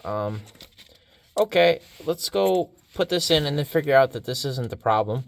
So that's cool. You know, because that's how that goes. So, oh my gosh, it's out. I'm happy. It's good. I'm going to bolt that in and then call it good. It's got a little piece of paper on it. I always like to pull these papers off and stick them back on because I think the glue's too strong. I've ran into that issue. I've mentioned that before. So let's put that in there, eyeballed. I'm going to tighten it up, plug it in, and cross your fingers this darn thing just works. So, okay. I will bring you back when we're done and we're ready. Okay, I got the cam sensor in, bolted down, plugged in. Got the new battery in, and it is hot. So let's see if this van, 1, tells the computer that it's cranking, and 2, has spark, and 3, has fuel, and 4, will run after 20 years. All right, you guys ready? I think we'll know right away. I hope. I don't know. We'll see. I don't know what to think. Let's just try it.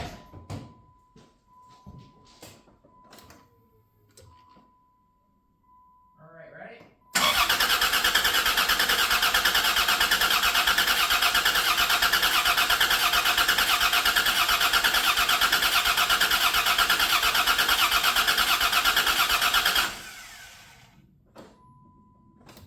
Not a good sign.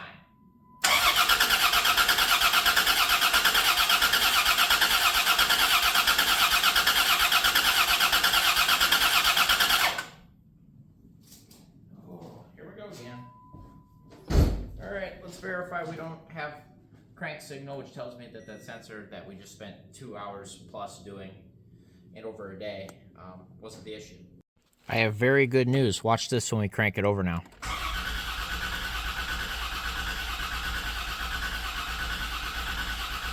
We do have a crank signal now. Okay, so that was a problem. Now we're still not getting fuel or spark. Now, well, we can check for spark. I'll check really quick, but I bet we're not. I bet you the cam sensor needs done too, which is really interesting that they would all need done, but what do I know? That was definitely a problem. We didn't have that before, so we did fix that. Okay, we should see spark over there if I crank it. Probably not, actually. Oh my God. What? What? Why did that run? What? Oh my God, I'm so happy I was recording. It just fired up. Oh. Something's leaking. Oh, trans fluid. Great. Out of where? Out of one of those fittings. I think. It's leaking out of somewhere down there. Where is that leaking from? Please don't be leaking out of the case.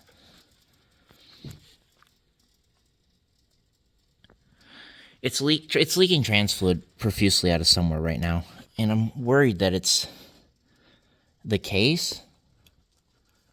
Uh-oh. That might be bad news, but holy crap, it just started and ran. All of a sudden I saw a spark and then it... What? Why did it do that? What? We just cranked it. What? Okay. Let me figure out what that is. That might be bad news. That might be really bad news down there. But you heard it. Oh my gosh. All right. Will it run? I think so. Okay, let's look down here really quick. Please be a line. Like, I swear. Please be a line.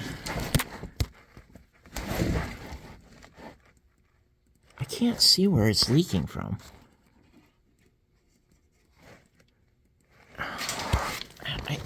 But it like pissed it out.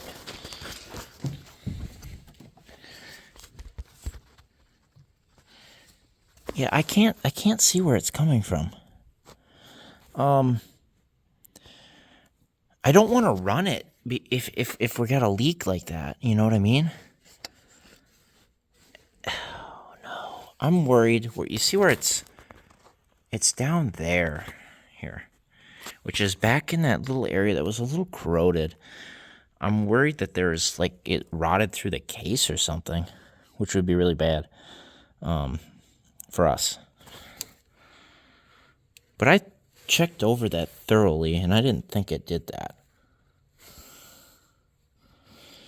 Let's start it up. I think it's going to just run. And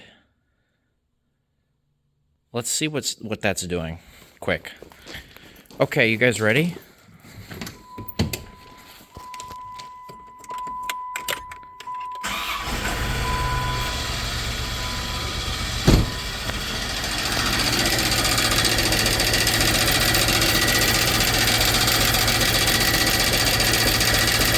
Okay, I think I see where it's coming from.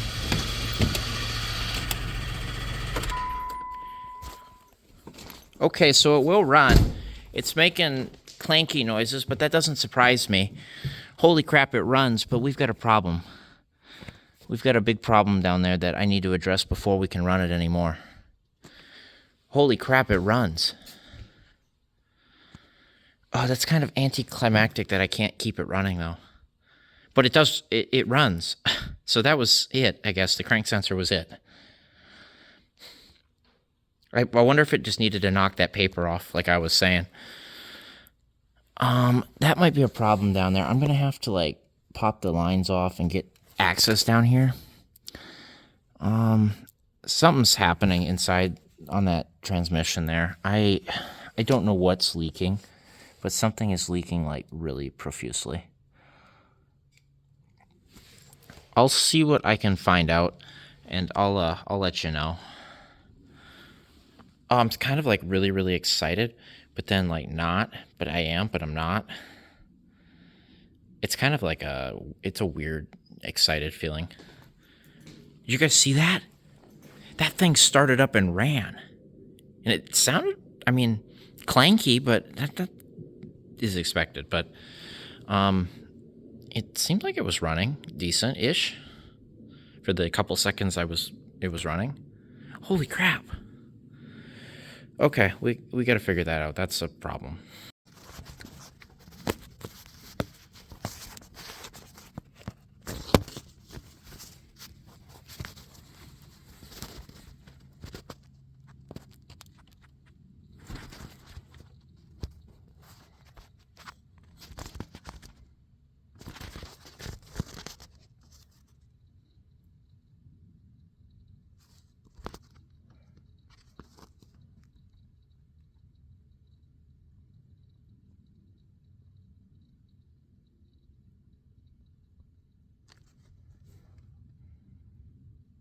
Okay, I don't know if you guys saw that, but it is what I'm afraid of.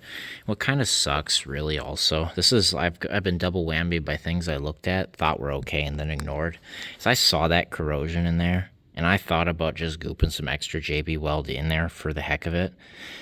And I probably should have, because right below the speed sensor in that little crevice there, it looks like it corroded far enough through the case that there is an opening, and it is seeping fluid out of a passage, which is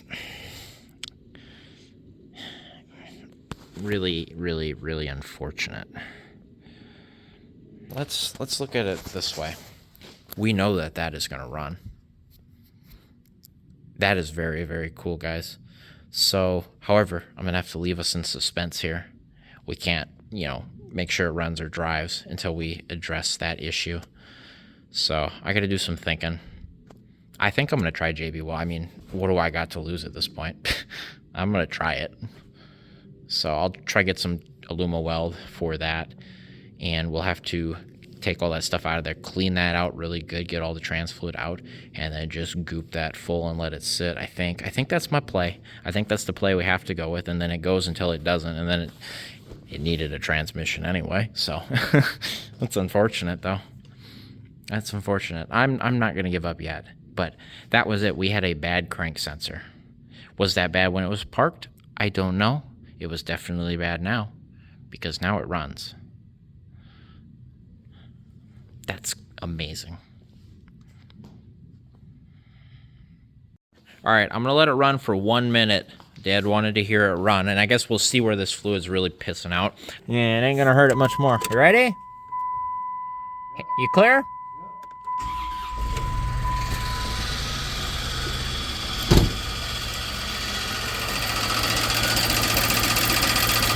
It's dumping it out. It's dumping. It sounds okay though. We got some lips to check. Well, yeah, it's been sitting for 20 years. Yeah, I know. Everything looks okay though. Crank is dead smooth. Hey, put it in gear one, see if it'll even move. Well, you got tiny flow. Just see if it goes in the gear. All right, I guess we'll see if it drives. Get out of the way. Well, no, we just pull it ahead a little bit. It's on gear before it goes rusty.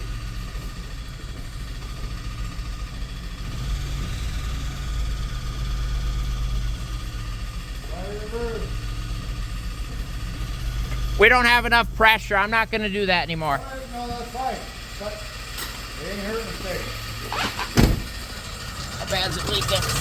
Yeah, it's pissing. Nice. Well, it ain't bad. Is what it is. All right, might as well just let it run for a little bit. Well, listen to that. That sounds like 6. Don't rev it though.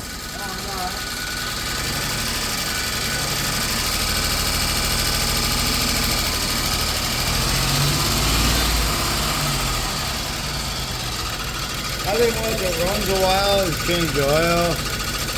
Alright, I would. That sucks. Yeah. Listen to that. Look at it's smoothing out. How old are you past six? No, looking good. Whole thing up front there. It's all looking good. No fuel leaks. What do you think, guys? Sounds pretty good. It sounds okay. Still full of water. How are we looking in here? Oh, we got oil moving, that's for sure. How's everything looking inside? How we got for oil pressure? It's probably out of fluid. Oil pressure looks okay. We're charging, look at that. About 1,000 RPM. Nice. It's looking okay. Engine-wise, we're looking okay. It's looking okay. How's it sound out here? Look at that thing. A little bit of a cloud there, but that's not surprising. Oh yeah, look at that cloud. It smells great.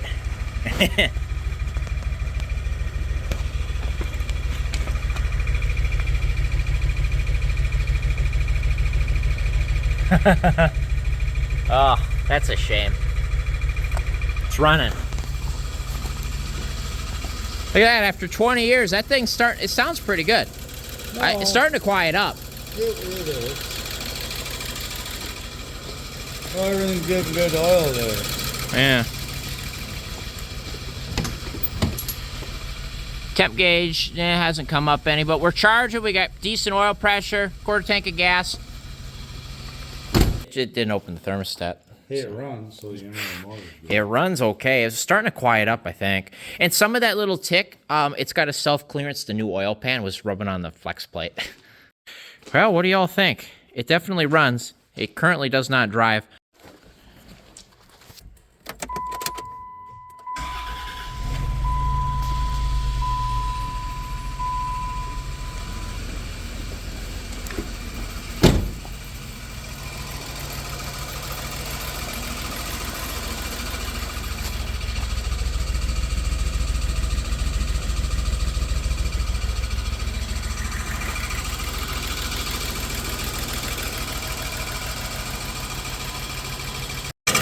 Oh, look at that. Now that we dumped that fluid into it. Where's that noise coming from?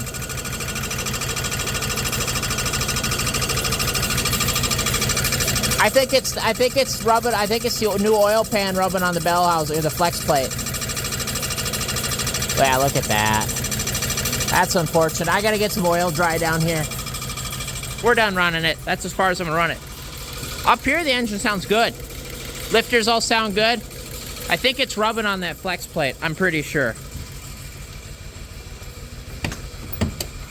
Give it one good rev.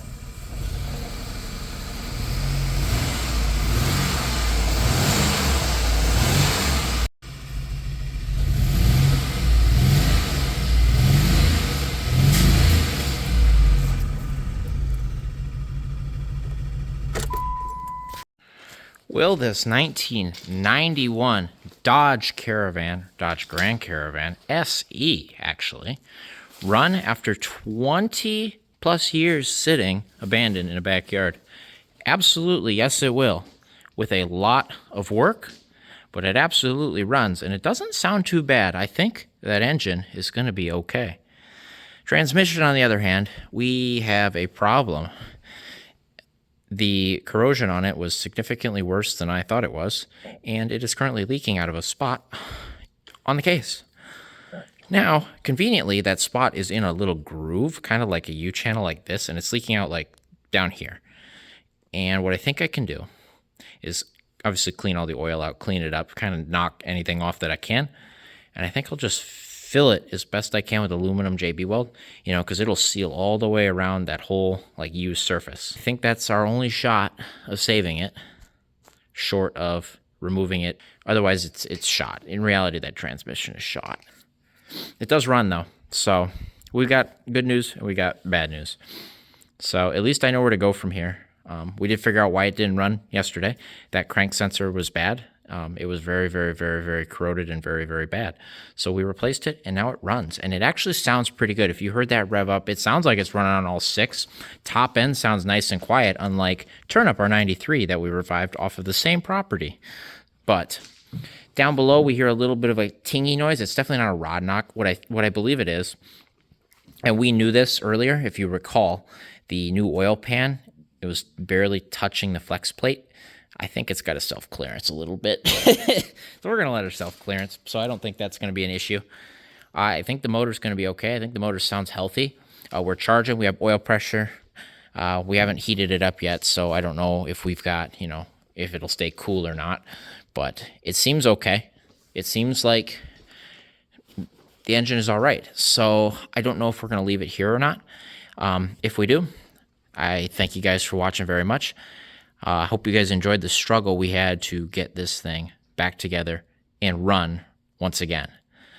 We're clearly not out of the woods yet. We haven't even got the thing to move. It will move at some point. I don't know if it'll move with that transmission or not, but we will get this van to move. Hopefully you guys stick around for it. Other than that, once we get it to move, okay, now we got to get everything else to work on the thing. It needs, you know, brakes, tires. It needs to be pressure washed. It needs cleaned. The interior needs to definitely be gutted and come out and revived. So, among other things, you know, and I'm sure we'll find, we got some rust repair to do, both the body rust repair, but also there's some structural rust repair that I'm concerned about underneath. So, you know, and then if we get that far, we got to drive it. So, we got lots of work to do on this van. So, I don't know. I don't have a name for it yet. If you guys come up with something, let me know. I'm open to suggestions, that's for sure. So, maybe something to do with the trans leak. If we can think anything that's, you know, funny regarding that, or something creative, I guess. I don't know. I don't know what I'm going for. Or anything else. I don't know. It's got all kinds of uniqueness to it. It's got a fancy Lund visor on it. It does have the bug deflector on it. It's got all kinds of cool uniqueness to it. It's got definitely some good emblems and vinyl and decals. And all kinds. It's got a rear spoiler for crying out loud. So, all I know is I think this will do it for the Will It Run? So I think this will do it for whatever part 1, part 2. I don't know where we're at, but this is a good spot to end it. This is a very long-winded outro, so thank you guys for watching. Like I said, stick around. We've got plenty more to go on this. And I will see you guys next time, whatever it is we are working on. All right, don't call the EPA. It was an accident. Get in there. Go get it. All right, get to work. Good luck.